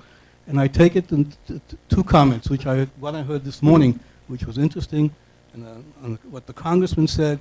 This morning he took a long, hot shower. Those days may be over of taking long, hot showers because the cost is high, number one. The second point is a different example, is about our current fellow who's the supposedly head of the Republican ticket primaries. He's building an 11,000 square foot house when people are losing their houses, being foreclosed, they have no jobs. This guy, I think it was already 10 or 12 mansions, is building another mansion, which is exactly against everything that we think about energy. One other point, I lived in China for 6 months. We overlooked a huge place like Central Park. At 10 o'clock at night, every light in that park went out. When I walk around here in Washington, every office building is lit up like a Christmas tree.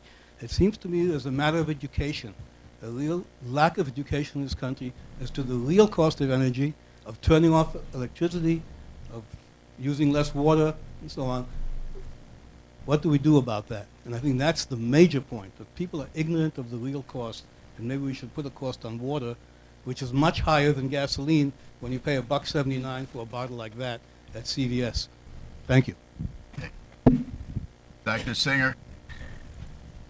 Just to clear up some misconceptions about the relation between climate change and water resources. Two facts. Since the end of the little ice age 200 years ago, the climate has warmed, and I won't get into discussion about whether there was a human contribution or not. But when the ocean warms, you must get more evaporation. It means more humidity in the atmosphere, which means more precipitation, which means more fresh water. Unfortunately, we cannot control, as yet, where the water comes down. But there's no question that you must get more precipitation and more fresh water from a warming of the climate. And the other fact comes from biology.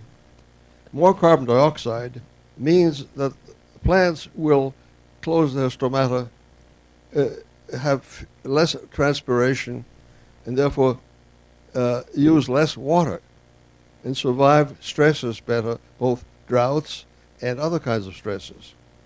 So I come down to the fact that global warming, no matter how it's caused, is good for water resources. It's important to keep in mind.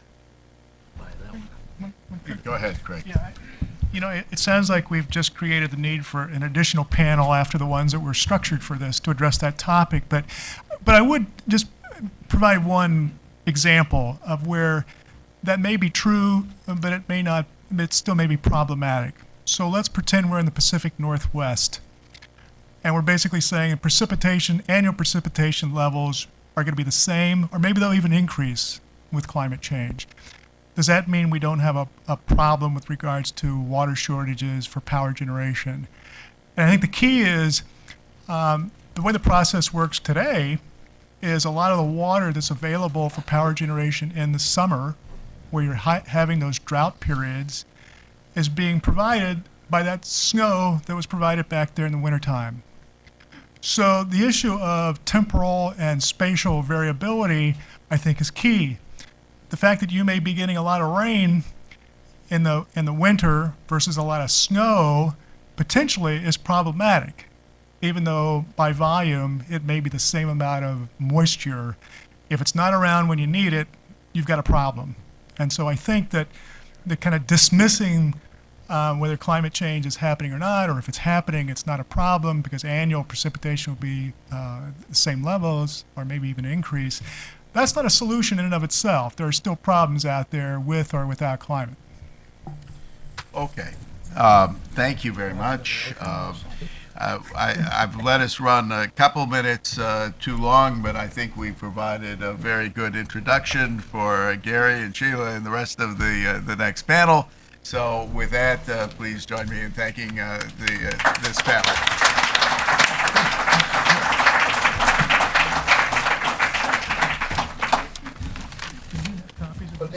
Hello, Fred. Good to see you. We're going to make economists always tell you realization that trade-offs exist. Right. And that resources can. You'll catch it, but they don't. Yep. Change the subject. There's no subject. Of magic, yes, right.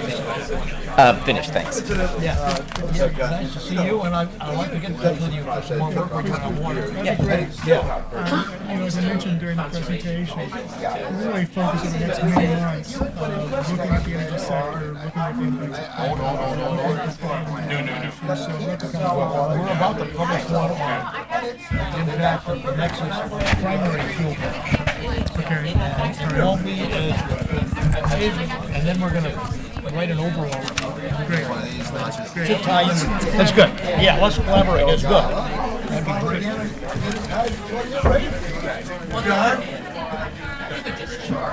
First step's getting the facts right. First step's getting the facts right. That's right. Then we can go on. Kicking you out. All right.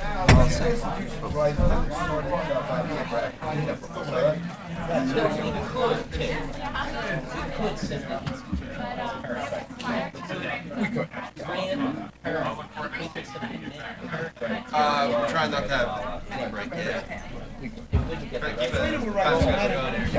Yeah. guys have, they never go in as. So you're up first. Are these for us? Those are fresh. Yeah. Basically, all you're going to need to do Yeah, is the bring in progressive money. idea, you could have politics That without goes for politics, not true. Let's go back. Yeah. I'll handle all this with the PowerPoints back there. Super. So once you're done, Or central unitization. It's new. Let's get away with it. Unless we can unitize the world, we can't unitize it either. There's a West Texas field that you've studied. It took a long unitization to get Some right. of them, yeah. And you know, Water would be easier actually because that doesn't flow. and it's easier, and it, you know, in some ways, it's replenishment, which is something you don't have with them. Let's go. You know, it just irritates me because the idea is, well, we can't do it everywhere, we can't do it anywhere. You know, if we just passed an enabling law in a number of states that in the local community, like the Community Development Association, so we open up that idea. If it was rushing forward, let's get the price, let's have a politically determined price. Well, we've seen where that could go with rent seeking stuff.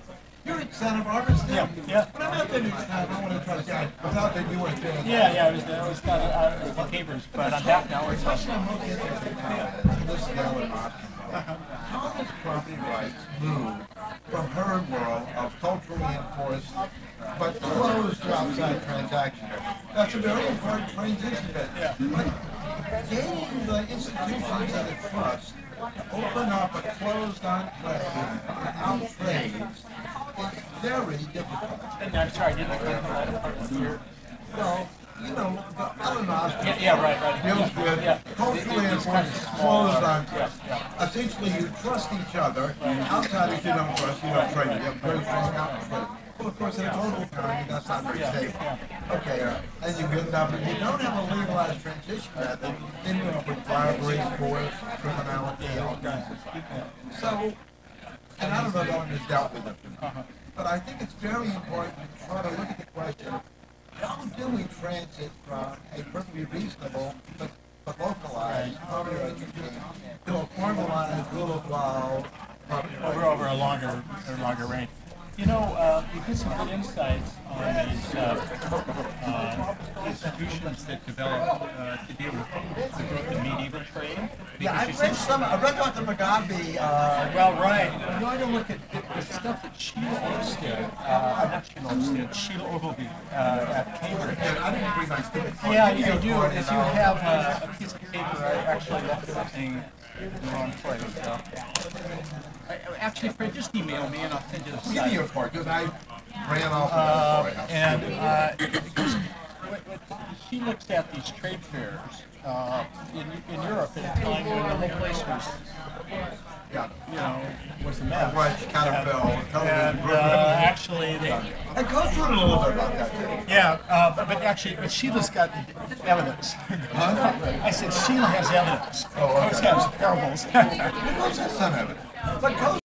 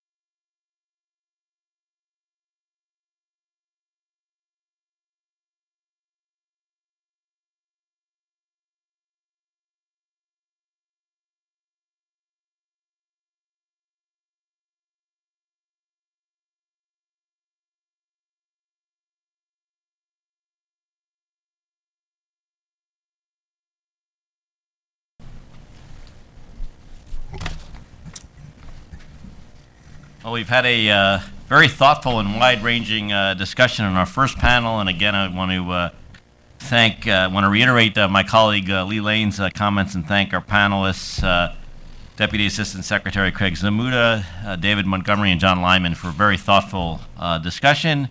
It's now my pleasure to welcome our second panel of prominent experts, Gary Leibkap of the Bren School of Environmental Science and Management at the University of California, Santa Barbara, and he is the one who has traveled the furthest for today's discussion. Sheila Olmstead, who has the title of the Tenured Fellow at the Resources for the Future. That is, as I noted to Sheila momentarily, every think tank administrator's nightmare, the idea that you could have a tenured fellow. And so I speak for my own capacity as president of Hudson. But I'm sure she is well worthy of that. Jess Munk Hansen, the president of Grundfos North America, who is we look forward to hearing from. And last but certainly not least, Kasia Janasek, the founding principal of Tana Energy Capital LLC. I will actually dispense with the introduction since you have the bios, all of which are very impressive in front of you, and you could just look at those since we're running a little bit tight for time. And I'll first turn it over to Gary. All right. For Professor Leibkap. Well, I'm delighted to be here, and we've had a lot of discussion about the energy-water nexus and various ways to economize on energy and so forth, and economize on water. And we, to some degree, have been able to talk about energy prices, but remarkably, we cannot talk much about water prices, and that's what I want to talk about today. The limits of water markets, why they exist, and what the nature of water rights and water markets is today. Yeah, I think it's very important, frankly, in discussions about energy policy or water policy or climate change, to put these into the institutional context in which the whole discussion or the resource use is taking place. And that just doesn't happen enough. And I think we got some sense of that this morning. And so it's really important to understand who owns the water, who can trade. Is surface water handled differently than groundwater? And if the answers to some of these things are unclear, well, why is that, especially given how important we think water is? So with that background, let me get started. We've already heard about there's growing pressure on water. We're not generating a lot more of it, but we're certainly generating a lot more demand, and so the value of water is growing. In fact, one of the problems we have today, especially in the western U.S., is that water for a long time has just been cheap, and so we haven't worried about it particularly. But it's not cheap anymore, and the question is, how do we get the new reality, the new value reality, presented in the form of prices, and how do we reallocate water in an effective and fast way? So primarily I'll move and discuss the nature of water rights in the West, where much of the pressure that we're currently observing and will observe play out is taking place. And what we'll see is water rights are very vague, and they're quite insecure. And what you'll also see, and I hope surprised by, is just how limited and how localized water markets are. When I talk about water markets, I'm not talking about water within an urban area, but I'm talking about water exchanges from agriculture, where from 60 to 80% of the water is used, to growing urban demand, or to industrial demand, or to recreational demand, or even water trades among within a sector across irrigators, for example. So currently, a lot of water, as we'll see, is locked into historical use, okay? But without clear price signals and easy ways to move that water, it stays locked there. And so I want to talk about why that is. But that means we make decisions then about dry-powered energy generators without good ideas of the value of the water that we might be saving, okay? Because it might be cheaper, frankly, if a lot of water is being used in low-value alfalfa flood irrigation. Might be just cheaper to move the water and use the old type of energy generation at that particular site, at least. So I'm going to talk also a little bit about the current nature of water market, the nature of water rights, and some of the regulatory constraints and how they vary across the states. Well, first of all, just to give you a sense of the current state of water markets in the West, and it's very hard to get data on this because there are so few trades, and these prices are not, they're not publicly published in different places, but there are water brokers that operate in various parts of the West to try to move water from some uses to others. And so, for example, if in the area around Reno, just prior to the housing collapse, housing price collapse, you can get some idea of the marginal price of water was over $17,000 per acre foot, which is just a unit of measure for water, as in sales from agriculture to urban. And the water prices for ag-to-ag trade, that is among farmers in the same region, these prices were about $1,500 on average, okay? So here you have water trading from ag to urban at about $17,000, and among farmers, these are sales, at about $1,500. And so we just don't see this normally in economics, to have adjacent resources selling at such remarkably different prices. And so then you have to ask, well, why is that? Now, part of it's a conveyance issue, because you have to be able to move water from one place to the next. But a lot of it has to do with the regulatory constraints and the lack of clear property rights that exist. So we want to talk about what might be done there. In Colorado, things are much better in many places. Here, for example, in the South Platte near Denver, water from ag to urban was selling at a little over $6,000 an acre foot. Ag-to-ag sales about a little over $5,000. So it's closer, and that's because water rights in that area tend to be much clearer. In this case, they're shares in mutual ditch companies. So you buy a share, and that gives you access to water. And so therefore, the prices are closer, and they're really reflecting opportunity costs. And also the conveyance structures are much better developed. So you can get these kinds of narrow price data to get a broader sense of the nature of water markets and how they operate, the nature of water prices. You really have to aggregate sales and lease data across time and across states. So you have to keep that caveat in mind. So we're really mixing a lot of water from a lot of different places across time, and then putting it in constant dollars. But nevertheless, it'll give you still a good idea of the misallocation that exists with regards to water in the American West. So if you look at the median or mean prices for ag to urban leases, okay, so these are all leases, short-term, long-term, we've all converted them to comparable units, but you can see here the median price is $74 to $190. Ag to ag leases, 19 to 56, and ag to urban sales, 295, 437. Ag to ag sales, much less again. The point you want to take from this is water is oftentimes much more valuable if it's moved out of agriculture. Now, I'm not talking about moving all water out of all agriculture, but marginal water out of agriculture and shifting it to use in industry, energy production, and in urban use. And so there are all sorts of incentives or indications that we don't do that effectively. This is a data set that we put together for 12 Western states through 2008. And you can see generally the top broken line, it reflects all trades, so there's more activity taking place.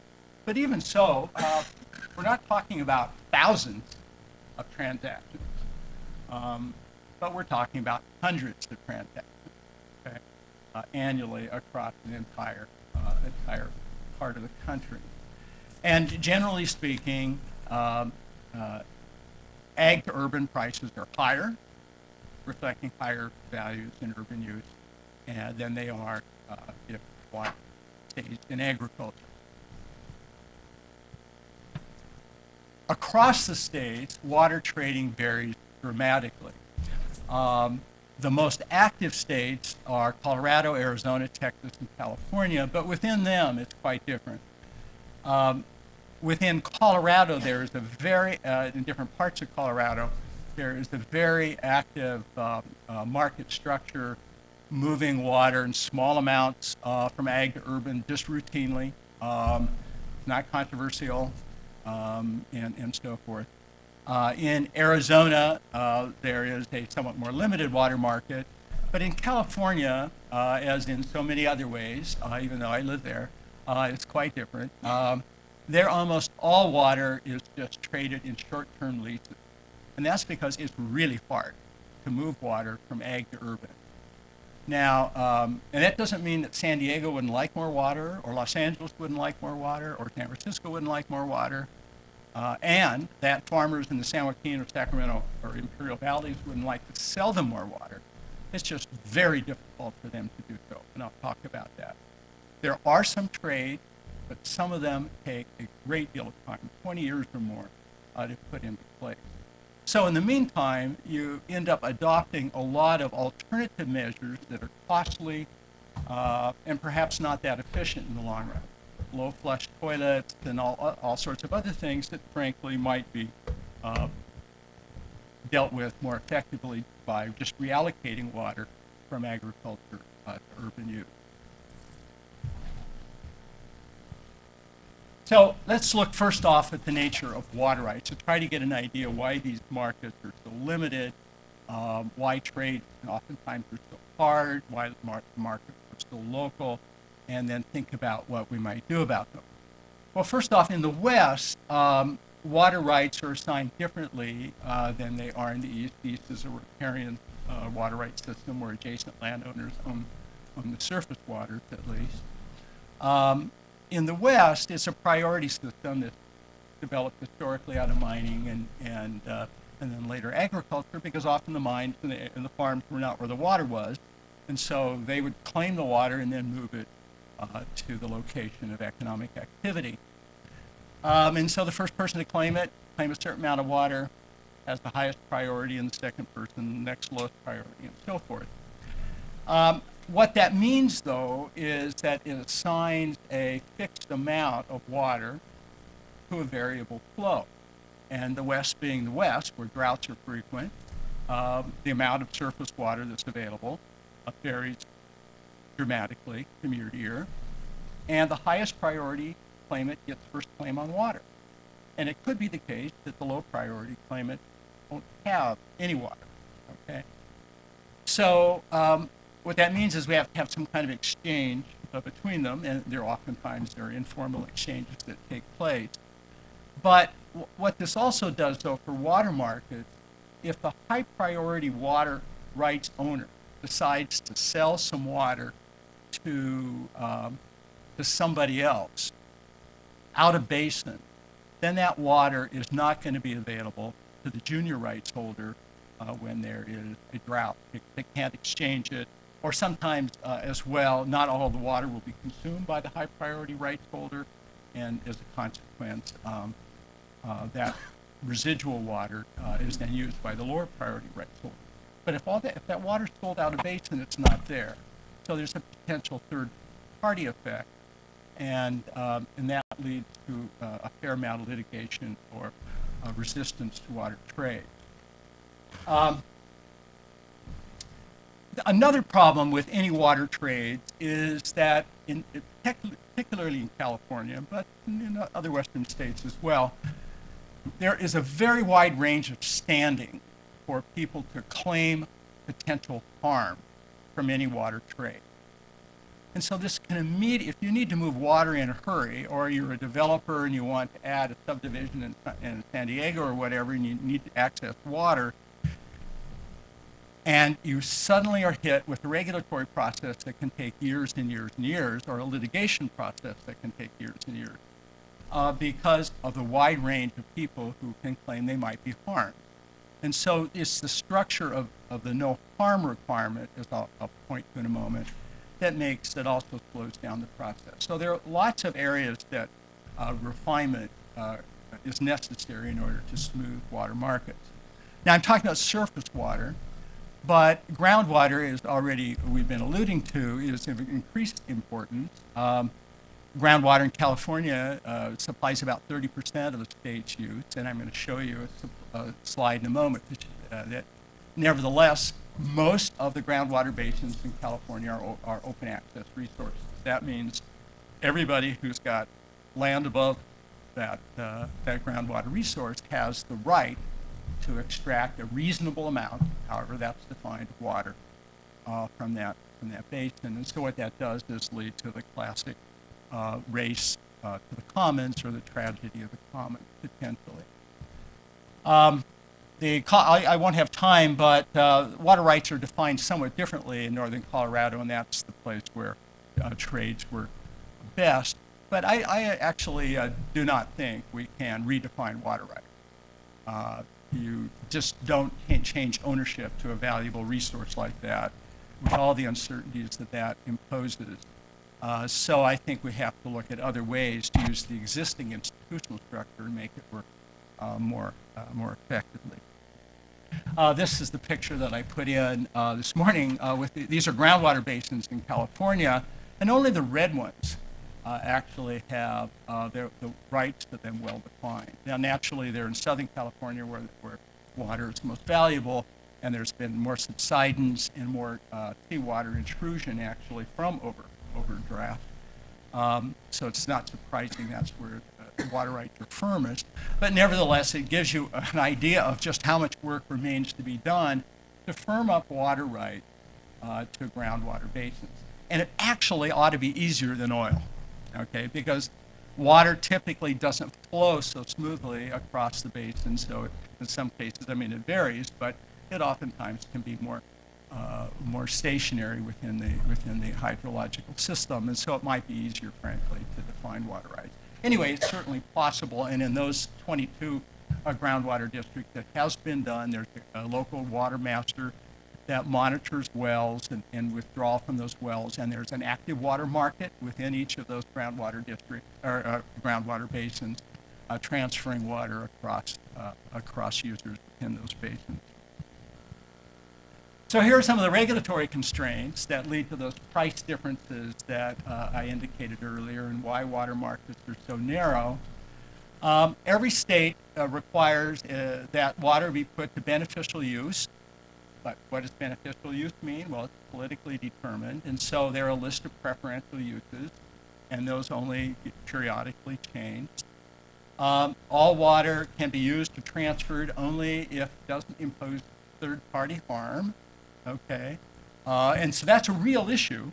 I'm not denying that, but nevertheless, that needs to be made much more precise and much more concrete so that it isn't an open-ended barrier to water trade. Moreover, multiple agencies are involved in every water transaction. Okay? And this is especially true in California, where the water may be held within an irrigation district, and the individual farmer's ownership rights may not be that clear. But even if it all gets through that process, then there are multiple state agencies and county agencies that have to approve every trade. And so as a consequence, you can see differential incentives and all sorts of potentials to slow this down. So as a consequence, water is often a common, not private resource, despite the fact its value is increasing. And then we can layer all of this, on top of all of this, the public trust doctrine, which argues that some resources are so inherently public they should not be privatized. And the public trust doctrine has been expanded into water in the West and in California particularly to mandate greater state and political role in regulating water. And this just flows exactly in the opposite direction of where most other open access resources are moving. In most cases, fisheries are moving towards rights-based systems because of the the high cost and the ineffectiveness of the old regulatory regime. And we see with cap and trade with emissions, emission allocations with the sulfur dioxide regulation, Clean Air Act, also a market mechanism to avoid high regulatory costs. But with the public trust doctrine, we're moving exactly in the other direction. So that also raises costs. So to conclude, water is an increasingly valuable resource. It's right at the heart, naturally, of the energy-water nexus. But in order to address this effectively and get water prices so we actually know the value of the water that we're trying to save, that we have some incentives to conserve water, that we have incentives to invest in the water stock, and incentives to reallocate water, we have to firm up water rights and have more water markets. So what are some ways forward? Well, one thing to do is to clarify water rights. Okay, this can either be through a judicial or a legislative process. It has to be done especially within irrigation districts. In some irrigation districts, the entire community gets to vote on whether or not water can be moved. Okay, and so you can imagine how complex that is. But even with the Bureau of Reclamation, which supplies much of the water in the American West, water rights are not clear. Is it owned by the Bureau of Reclamation? Is it owned by the irrigation district? Is it owned by the farmers within the district? And who has a veto on any potential trade? And it's not common across the Bureau of Reclamation.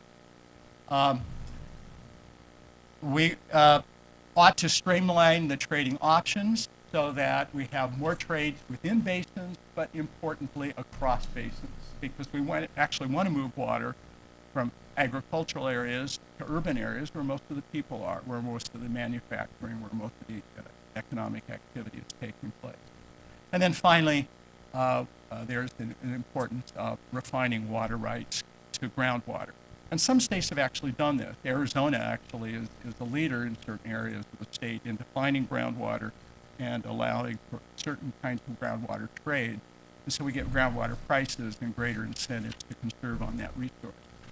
But it's not the case in most places in California. And finally, we ought to find mechanisms for trade across states. Or we've already had reference to the lack of basin-wide by Colorado River trade. There are virtually no private trade of water across state lines, okay? And very little trades of any type across state lines.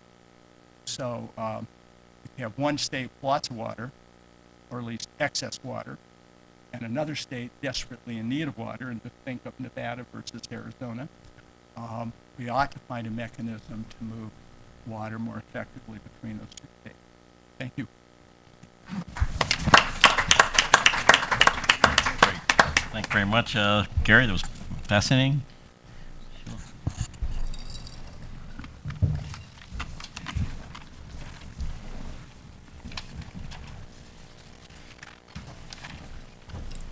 So thanks very much to Lee and to Ken, and I should just clarify my title. It's just fellow at RFF, not tenured fellow. It's even worse than you thought, Ken, because actually a lot of fellows at RFF have tenure, not just me.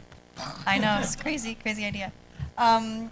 Usually I would start a presentation with this, of this type to talk about water pricing first, and I am going to do that, and then I would talk about water markets, but Gary, I actually learned most of what I know about water markets from Gary's work, and he certainly covered that today, so I'm just going to briefly touch on how I think that fits into the whole picture without describing anything about what's going on, since he's covered that so well.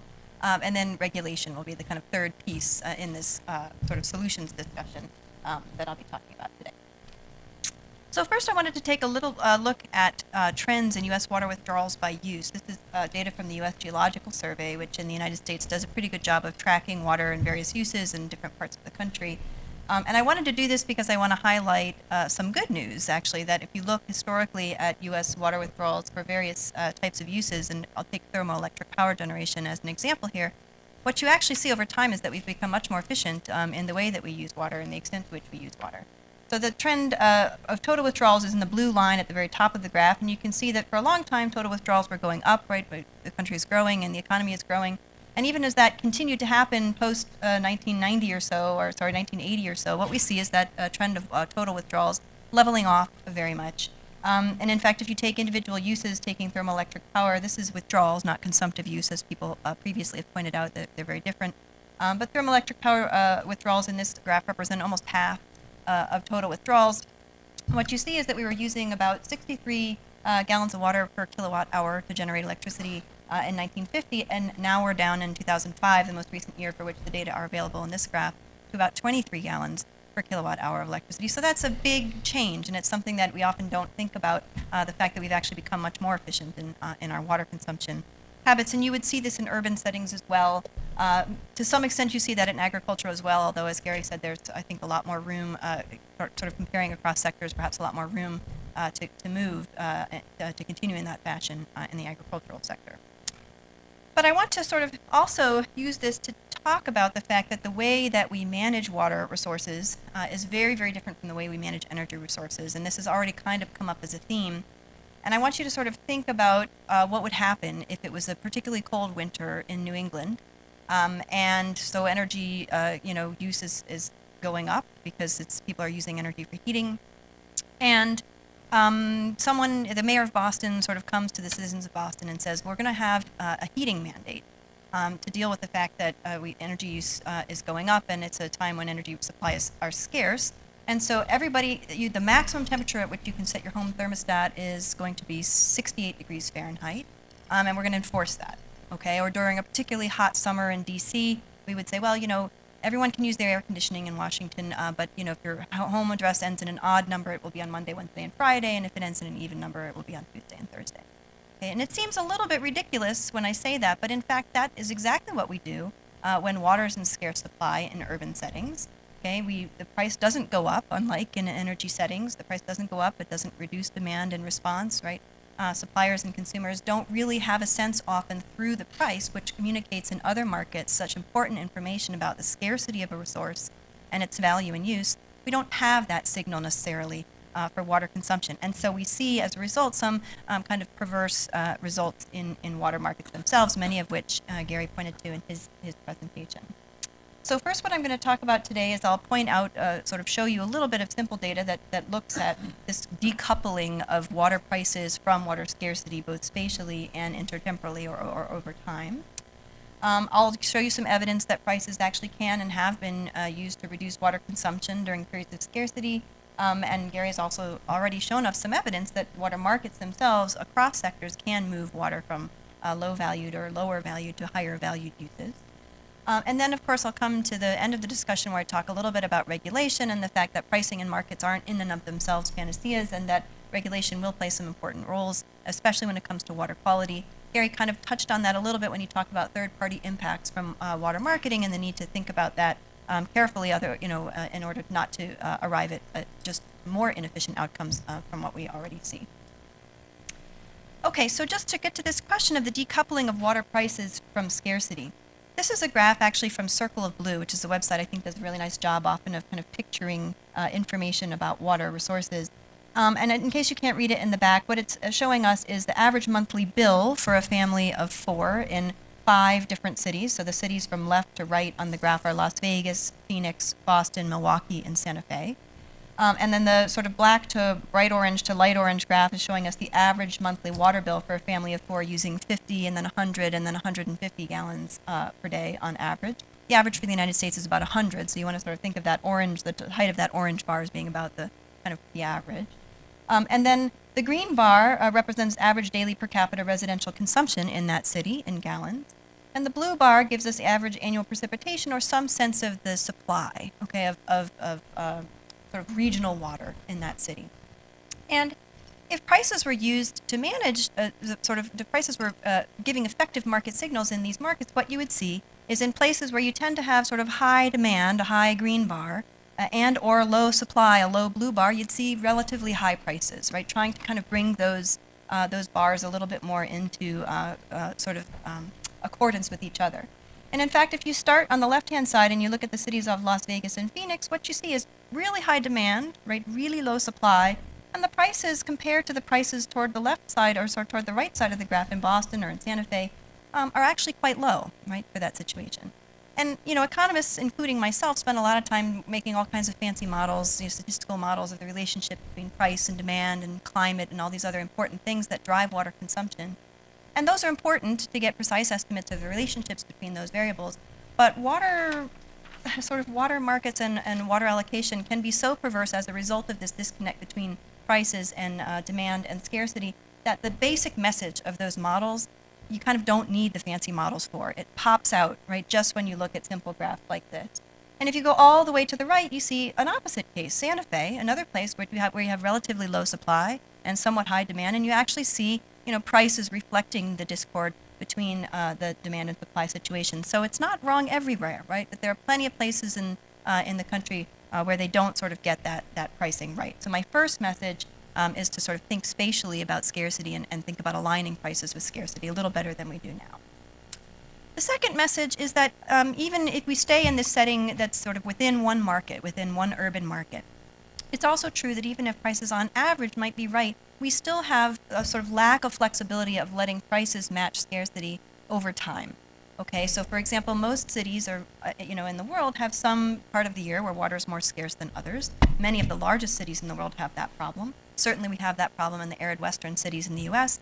The data that I'm showing you are actually from a paper by an economist named Hugh Sibley, who's an Australian economist, and this is looking at some different trends in the city of Sydney. And the first thing I want you to look at is the storage trend. So that's represented by the squares, okay, this sort of series of squares that's connected by the dotted lines.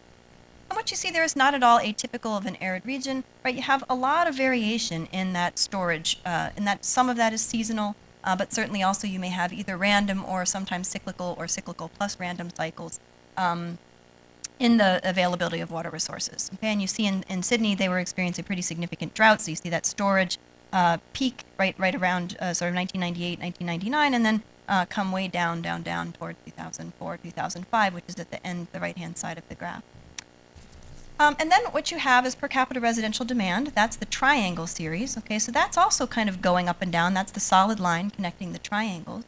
And again, not at all atypical for a dry city. What you see is that times when the sort of storage is relatively high, or sort of rain is coming, or supply is relatively high, the demand is relatively low, right? Because people aren't watering outside, or they're taking shorter showers, or whatever they're doing that's using less water. And the opposite is also true.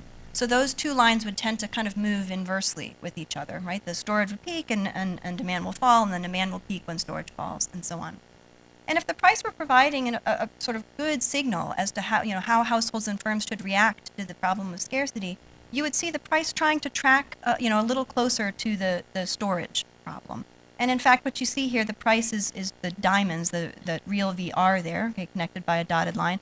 And it's kind of moving around, you know, a little bit, but in sort of random fashion in between those sort of demand and supply series. And so it's not really giving us this kind of signal about how from year to year, or even from season to season within a year, how supply is changing and how valuable the water resource that you're using when you turn on your tap or your sprinkler is. And I think if we were to sort of correct that, we would see a lot less water consumed in urban settings in these dry areas. So if you actually believe that that's true, then the next question you have to ask is, well, how does water demand respond to changes in price? And often when you talk with folks who manage water utilities, who are trained in engineering and other fields outside of economics, they will tell you that in fact it doesn't respond very well to prices, that people just, you know, aren't sort of paying enough attention to prices to really make much of a difference. But when you go to the data and you actually look at the studies that have been done, some of them by myself and colleagues and others by many others. I mean, this is something that's been studied in economics. You can find papers going back to the 1960s that do a nice rigorous job of looking at this. On average, if you were to increase the price in the residential sector by 10%, what you would see in the short run is about a 3 to 4% decrease in demand. And in the long run, when households and firms have the opportunity to switch out their water-consuming technologies or plant something different in their yard or so on, you would see a much bigger response, okay, on the order of double that, so about 6 to 7% in the long run. In the industrial sector, we actually have a lot less information. There are many fewer studies of the industrial sector, but there's a sort of nice study of 51 different sort of French industrial sectors that was done in 2003. And if you look, of course, it's different across sectors, and it would be different in different places and at points in time. But on average, a 10% increase in the price of water in the industrial sector reduces demand by like 1 to 8% in the short run, depending on the industry that you're talking about. So you would say, well, are those big reactions or are those small reactions? They are in the range of what economists would call inelastic demand. Okay, inelastic meaning that for every 1% increase in price, demand decreases by less than 1%.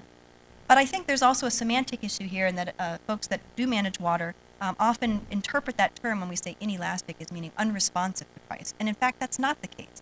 For utilities, it's somewhat good news, actually, that price is in the inelastic range, elasticity is in the inelastic range.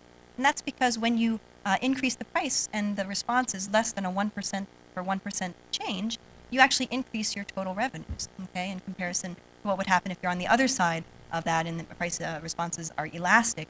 And then you'd have actually a 1% price increase would decrease demand by more than 1%, and then you have a revenue shortfall. So that's something that we could sort of talk about at greater length, perhaps in the Q&A if people are interested in that. But I always find it sort of interesting talking with folks who worry about managing water and trying to deal with that misconception of what this means, this inelastic demand. And then again, something else to think about is the residential estimates, at least, are actually quite close to what we see for electricity demand. Okay, so if you're going to insist that water demand is not responsive to price changes, then you would have to say the same thing about electricity demand, and we know, in fact, that that's not the case. Okay, I would sort of leave you with the message that we know that about both of those sectors. It's simply less well known for water. There's also the question in industrial settings, and this is especially true for energy generation and for cooling in particular, that lots of firms are using self-supplied raw water. We know a lot less naturally about how much water is used for those purposes, how responsive those firms would be if we implemented a price of some kind. There is actually some nice evidence from some studies in Canada that folks have done suggesting that if you were to implement some kind of two-part pricing scheme for folks withdrawing raw water and using that in cooling or other industrial processes, you could actually, just like we see in the industrial sector where people are already paying for water, you could actually reduce demand by some significant percentage. And we can talk some more about those studies later on. One thing I would want to say, though, is that the response to pricing structures like that, when you're introducing them, is likely to be pretty lumpy. Okay, so unlike the residential sector, where there are lots and lots of different things that one can do to reduce one's water consumption, both in the short run and the long run. Some of those things are kind of lumpy, like replacing an old appliance, where you'd have a sudden sort of bump downward in your water consumption. And some of them are more continuous, like sort of turning the water down or off when you're brushing your teeth, where you would see sort of small changes in response to prices.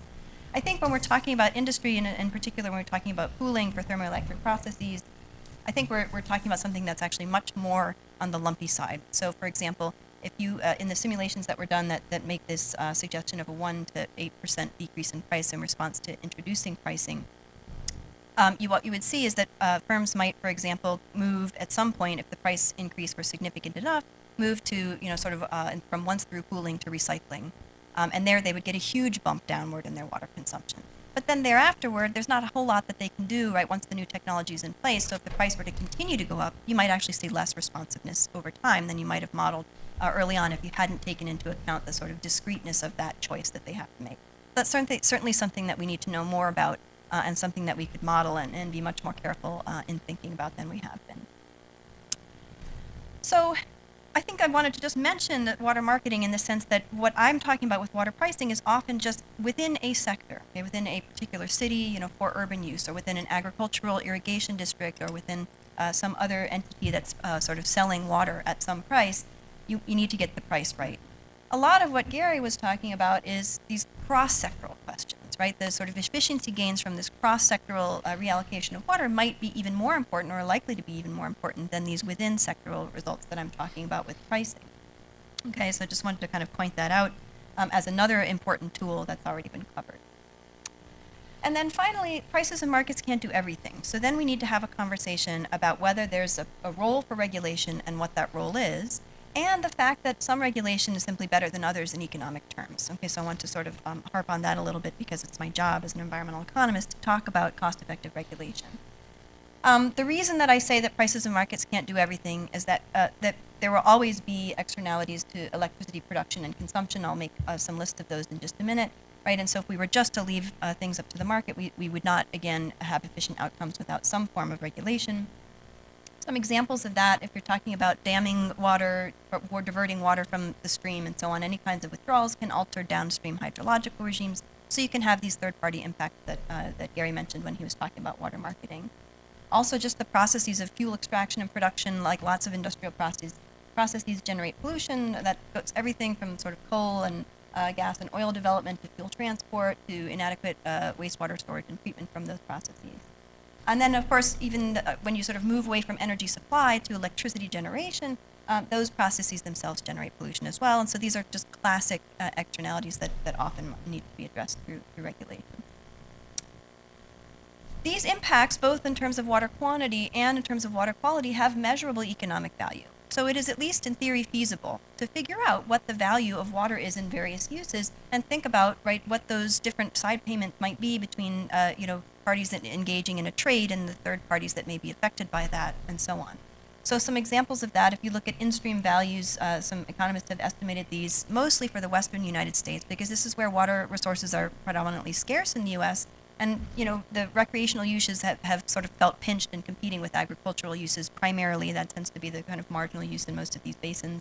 And when people have looked at the value of these recreational uses like fishing and waterfowl watching and hunting and so on, they tend to often compete in some of these very arid regions pretty well with some of the other uses in those basins, particularly with agriculture, because in large part of the fact that prices have been so low or non-existent for agricultural water consumption. So on the margin, you see a lot of these low-valued uses that are just not competing very well with the higher-valued recreation and other uses.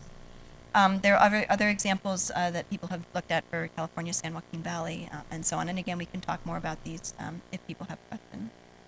So in my view, one thing that would be very interesting would be to know, sort of for different parts of the country, what those values are, and how they compare with each other. And unfortunately, there's not a lot of recent sort of large-scale work on this, even within single basins. I went back to 1996 paper by Ken Frederick, who was a fellow at RFF, where I'm currently working. So you have to go back, a good 10 or 15 years to find these kinds of estimates. But what these guys did is they sort of looked at major water types of uses, both in-stream uses, so from the top to bottom of the in-stream uses, which are at the very top.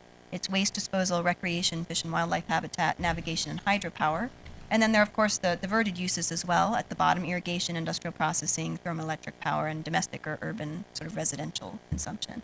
And then the first column tells us what the sort of average, kind of estimate of the marginal value in dollars per acre foot was back in 1996, looking at all of the studies that have been done on that particular use to that date. Okay, so the number of values in the far right-hand column tells you the sort of number of studies that they summarize to get those average, median, minimum, and maximum values.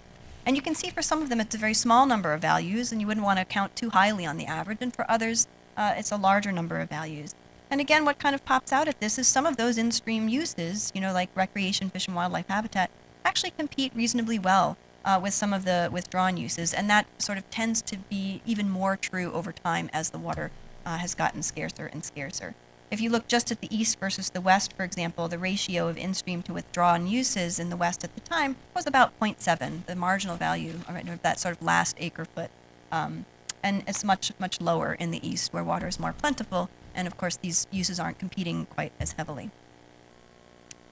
The water quality impacts that I talked about, the sort of externalities that I talked about, also have measurably economic value. There's just this huge literature on this. I'm not going to get into it. I think just to summarize, I'll say that there's a sort of very well-known study by Carson and Mitchell in 1993 that estimated the annual benefits to the United States from the Clean Water Act of 1972 and its amendments, and that was about $29.2 billion in 1990 dollars. Okay, that's per year. So we convert that to 2010 dollars. Of course, it sounds bigger.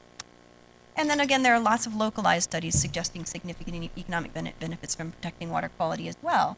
So, and if you're talking about drinking water, which often we're not talking about in the United States because we have a very good and well-regulated drinking water system, but if you move to other country settings where you're competing with the withdrawal of water and using it for drinking purposes, then you're talking about very, very large values. Okay, so if you're going to trying to compete with those kinds of values, it's going to be pretty tough.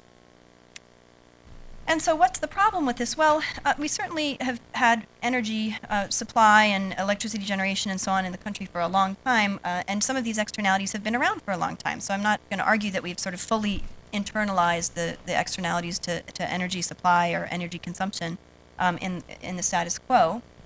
But if we look to the future, what we have to think about is the movement toward the extraction and consumption of more unconventional fossil fuels. And a lot of the attention surrounding those, for better or for worse, has focused on effects on water resources. So this energy-water problem seems to be kind of heightened when we start talking about the exploitation of unconventional fossil fuels. We have a project right now at RFF on shale gas where we're trying to look at this, these sort of intersections between shale gas development, this incredibly important resource for future U.S. energy policy, and what the externalities may and might be, what the risks might be, so that we can think about how to quantify some of those trade-offs and the benefits of and costs of either voluntarily changing firm practices or potentially thinking about some kind of local, state, or federal regulation to deal with these problems. Okay. So sample concerns, okay, if you look at the recent U.S. boom in unconventional fossil fuel extraction, it tends to be focused in arid regions. Okay, so the Marcellus Shale is an exception to that. That's come up once or twice today. That's Pennsylvania, New York, Ohio, West Virginia. But if you look to most of the real kind of boom town activity that's going on, it's in Texas, the Southwest, the Rocky Mountain states, and the Upper Great Plains. Well, these are areas, regions that historically, of course, have been very arid that sort of climate change would anticipate some increasing concerns about aridity. Maybe either that comes from these changes in snowpack, the timing of snowpack, or seasonal changes or changes in precipitation itself. In addition, you pair that with the problem that the raw water that's used as an input to these extraction processes and used in very large quantities is generally withdrawn free of charge. And as an economist, you sort of see the train wreck coming, right? That if we are worried about scarcity, then we have to be worried about prices. And if we're not, then we've simply sort of laid a trap for ourselves that's going to be very difficult to get out of once all these firms locate in these places with their technologies that are very expensive to switch and so on. Okay. Another thing that we have to be concerned about is that that what captures public attention, I think even more than, so for example, shale gas may have benefits for climate change. But I think, unfortunately, what captures public attention much more so than the potential benefits for climate change are the potential costs to their sort of local water resources, groundwater, surface water, and so on. So there are some examples of that, right? The sort of tailing ponds and, for tar sands extraction or production in Alberta are very, very significant water quality concerns. A lot of the concerns over the pipeline, right, had to do with water quality. The shale gas, of course, there's again, whether you liked it or not, the award-winning or the nominated, award-nominated documentary Gasland, which, focused very much on groundwater and surface water impacts of shale gas development. And then the Deepwater Horizon event, right? So we have all of these now sort of stacking up public concerns with respect to water resources and unconventional fossil fuels. And I think that we sort of simply can't get around finding a development process that's going to address some of these concerns, or at least increase what we know about the science on these concerns. So that said, as regulation sort of develops at the state and federal level, and it seems to be in the process of doing that, we have to keep in mind that smart regulation, that cost-effective regulation, is going to harness market forces to correct these market failures. Okay, so Gary mentioned the sulfur dioxide trading program. I'm sad to say that is essentially defunct now. That's been destroyed by a variety of regulatory changes at the federal level. But it is a sort of classic example of what was once a well-functioning market for emissions rights that saved on the order of $1 billion or $1.5 billion per year while it was functioning, relative to the technology standard that was the most likely next choice that EPA could have made to reduce emissions from coal-fired power plants back in 1990. These kinds of market-based regulations, taxes, tradable permit systems, are cost-effective. There's so much evidence for this relative to technology standards and even performance standards that have some flexibility, but don't allow enough flexibility in terms of the ways that firms can meet those goals. And so some ways of thinking about this in the water and energy context would be to move toward long-run marginal cost pricing for water, inject some of these sort of market signals that seem to be lacking, but clearly within markets and across markets, as Gary pointed out earlier, to expand water marketing, defining property rights that recognize public goods and these third-party impacts, get past this impasse of either having a reasonably well-functioning market or having one that's completely frozen up over the externality issues. But I think that sort of harms everyone in the long run, not to have some happy medium between those two things. And then certainly, as we're talking about ambient water quality regulations, especially if they address specific energy concerns like unconventional fossil fuel extraction, allowing as much flexibility as possible, from offsets to outright trading. I mean, EPA has estimates of the potential economic benefits of moving to water quality trading and incorporating that to a greater extent within its sort of compliance mechanisms, or the firms and other regulated entities' compliance mechanisms. And it's huge. Back in 2004, I think they estimated something on the order of about $1 billion in savings per year for enhanced water quality trading. So moving in that direction, I think, can be also extremely fruitful. So in conclusion, right, I'd like to see the injection of more market incentives into the water sector. That certainly can help ensure sustainability of resources. It's something that's come up several times today. Realizing that pricing in markets, while they're critical pieces of the picture and have to come almost first. They're not panaceas, that there's still an important role for regulation, especially with respect to water quality. That energy production is one of lots of important social objectives for water resources, and we sort of have to recognize that other social objectives have high social value, some of which will compete in certain regions and at certain points in time with energy production, and that ought to be recognized by water rights systems. And then finally, we could want to try and take into account the opportunity cost of using water for energy production. Markets would do that, and regulations should too. Thank you.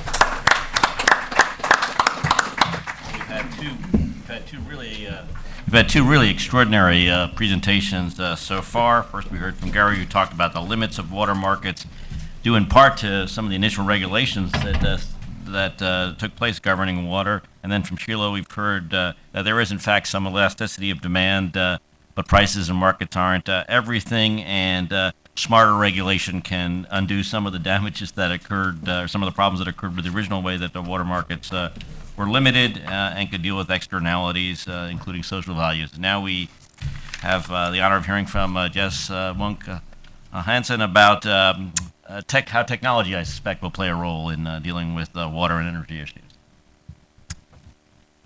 I would like to start, though, by thanking the Hudson Institute for establishing this platform for discussion on a very, very relevant subject, and what we could see this morning, also at times a quite complex discussion. Also, I think the previous speakers set the stage very well for this. This very strong link between the nexus of water and energy. We're very happy to sponsor this event today. We do that because we're here to learn, and I learned a lot already this morning. We are an industry, and of course we are interested as a player in the water industry to understand how we can help and be part of the solutions to these issues. Let me give you just a few words about who Grundfos are. Grundfos is globally a $4 billion company, and we are active in the water and energy arena. Our main products are pumps. We also make motors, and what is very important to us is that we make controls, software, electronics to actually control these pumps.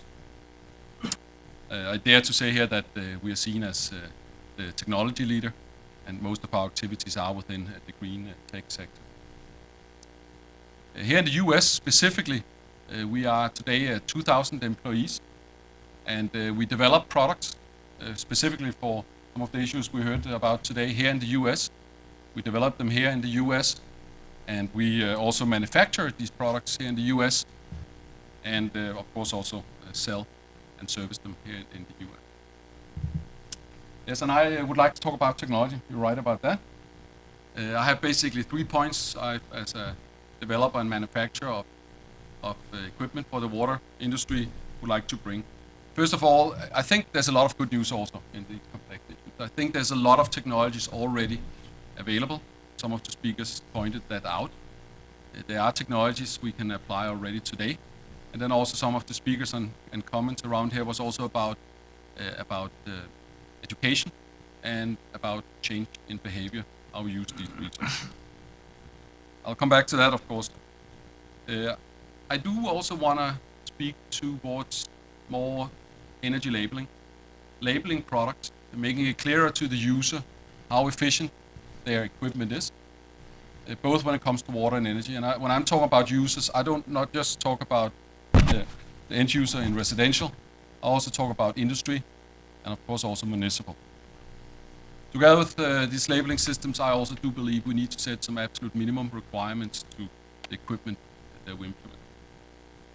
And finally, and I think that is the best news here, I think there's a real opportunity here for a win-win-win situation, both for consumers, and of course industrials, and society.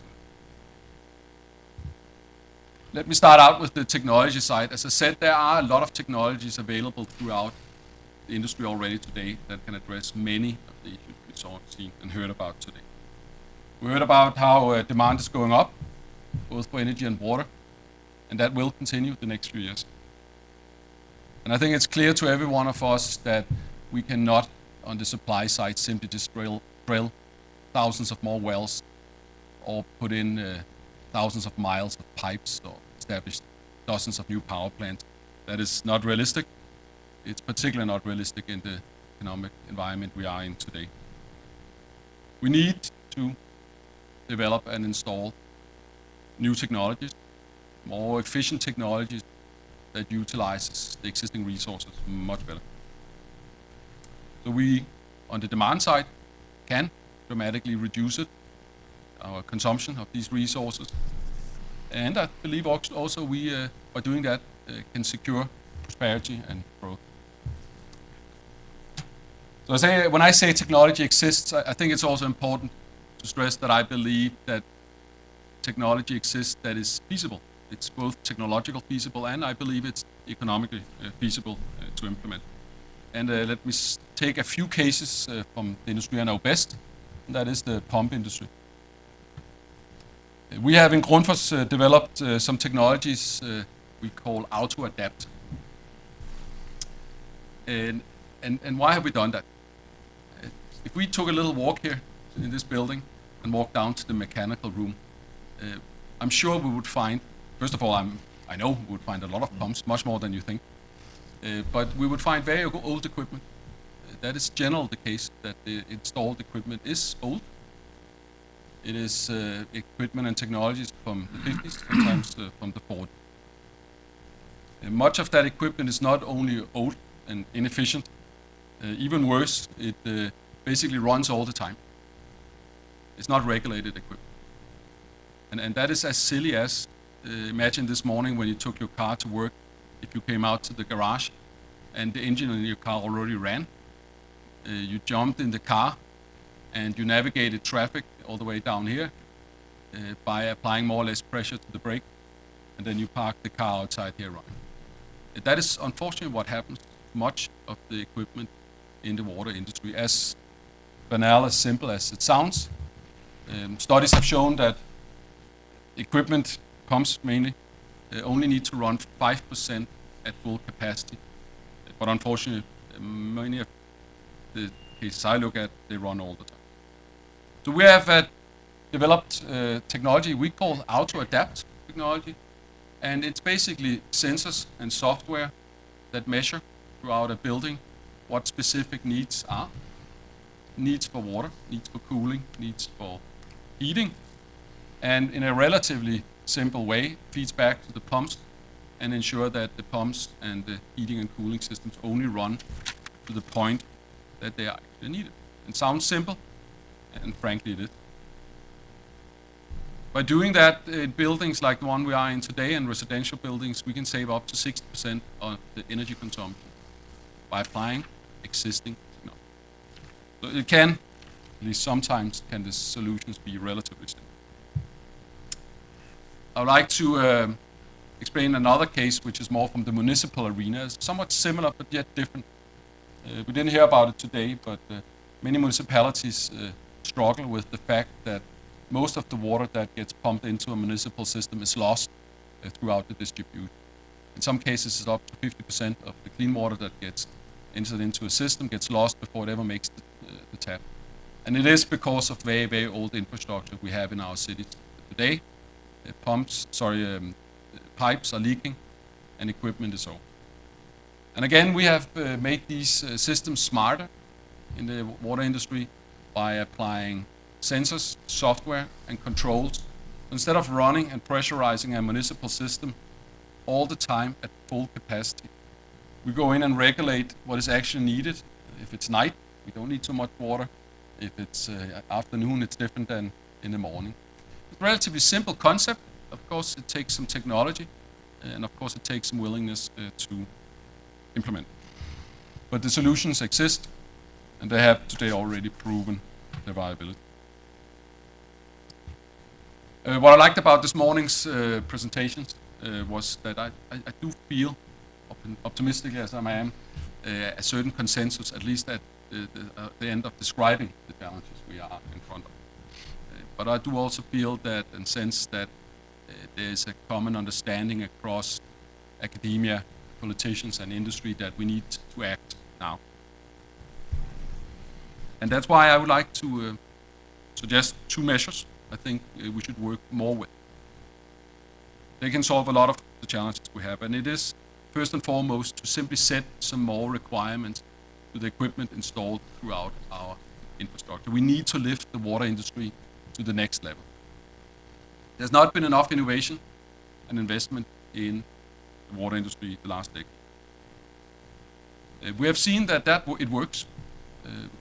I still need to see the proof from an academic point of view, but we've seen that it works at least last year in the US.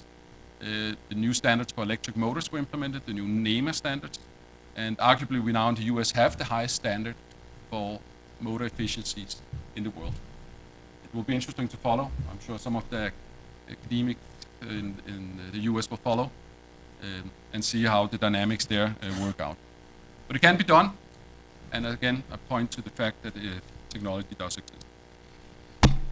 Maybe more important than minimum requirements to equipment is more transparency.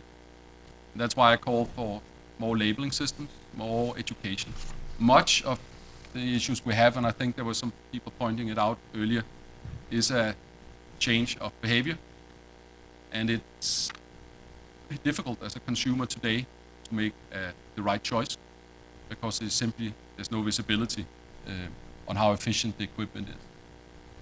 And I do must say, I hear often that when we say consumer, then I think most think about us who have a house. But I can tell you the challenge is at least as big when I meet with engineers from municipalities, from breweries, from hotels. There's a huge gap in data, in understanding and education of energy efficiency and water. It is not only us owners who need to learn, it's definitely also the professional arena that needs help. I think a labeling system of some kind, more visibility and transparency, can drive a lot of that.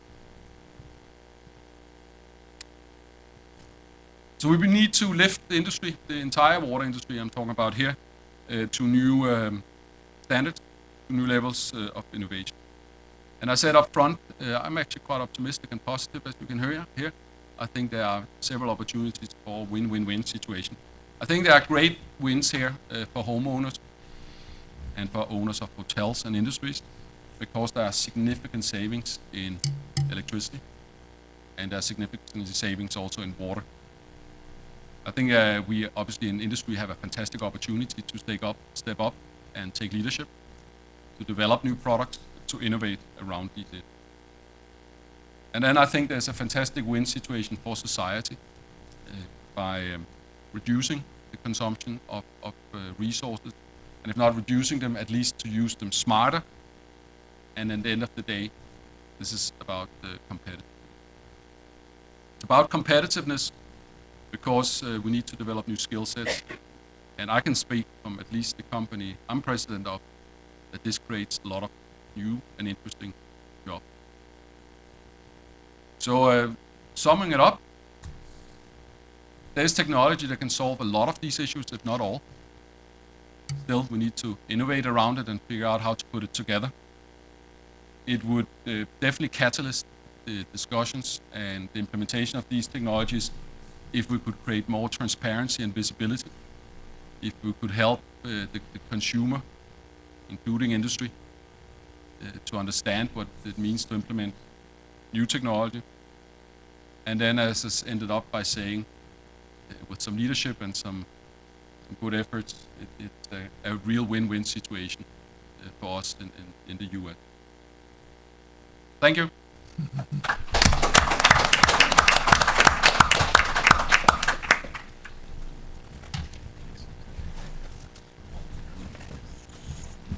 Well, thank you for the exciting perspective of new technology, and obviously as well for sponsoring this forum and letting us talk through these very important issues as we see fit. It is now a pleasure to introduce Kasia Janacek, who will conclude our panel here. Hello, everyone, and I will do my best to be short with my remarks. I know we're already after 3. So I'll first way of introduction to let you know kind of who I am and why I'm on the panel, I think.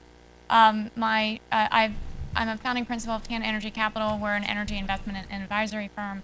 I've invested in the energy markets for the past decade.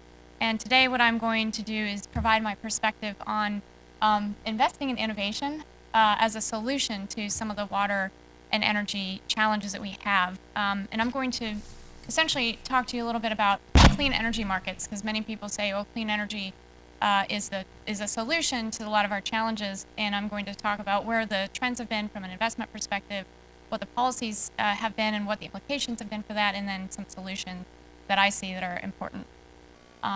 So first I'm going to kind of give you some of the, I guess, not the bad news, but the challenging news here, which is that the reality is that as much as the fervor you've heard around clean energy, that overall investment trends are showing signs of distress and shifts away from markets like Europe and the US. Stark reality number two is that investors are often rewarded for investing in conventional, less risky projects like large-scale wind farms instead of the more innovative technologies, and I'll explain why that is. And thirdly, I'm going to touch on the challenges of policy and the policies to date that have been creating this boom-bust cycle of investment, which again has been focused on projects that are quick and easy to build instead of innovative ones that will eventually lower the cost of energy over the long haul and solve some of our water and energy challenges. So first I'm going to show you this great graph of global investment in clean energy over the past 6 years. Over the past 6 years, this is essentially a compounded annual growth rate of about 25%, so quite significant. I will point out here that the majority of this investment, about 60%, has been in assets, so essentially infrastructure. Again, not necessarily new technologies or innovative technologies.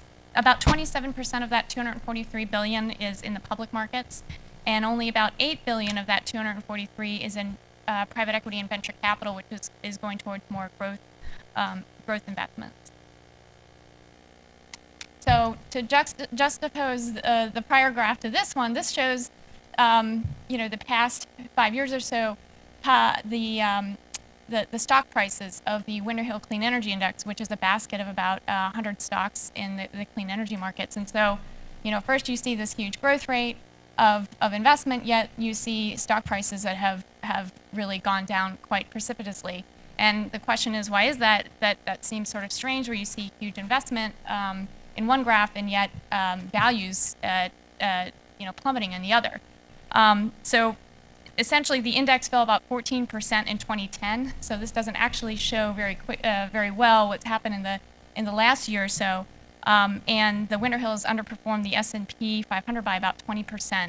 So question is, why is this? Why do you see such huge investment here, yet valuations that have clearly not held up the snuff? And there's a couple of reasons. First of all, that the stimulus dollars that have been fueling a lot of this growth are actually not necessarily fueling values, and the markets are aware of that. Secondly, I'd say that a lot of these stocks are related to companies that have equipment like solar manufacturers, et cetera, and most of the data for the $243 billion that's been invested in the sector have actually not been public market investments. These have been infrastructure investments. So it's you're sort of comparing apples to oranges. So I will mention that. And finally, and I'll just end with this because this is going to impact some of my discussion in my later slides, is that the market really is not attributing value to the stimulus spending that's occurred in the past couple of years. And that makes sense because the market values are based on the future cash flows that are expected from a company. And if the stimulus dollars are short term, then they actually should not result in valuations that look greater than they should be. So what is the problem that we have here? And I'll talk about stimulus a little bit later, but this slide actually shows the example of a boom-bust cycle of policies and investments that have occurred in the wind sector. This graph shows every couple of years the production tax credit, which is a 30% tax credit for wind power and wind production that is really critical to the industry. And essentially, this policy has been extended or expired every couple of years, and you see a very, very strong correlation between the extension of a credit and what happens with investment. When people see that we're going to have the tax credit around, then they'll invest. When they see that it's going to expire, they're not sure if it's going to expire, you will not see investment. And the reason for this is this graph here. This shows the importance of the subsidies in terms of the production tax credit and the investment tax credit to the wind and solar industries.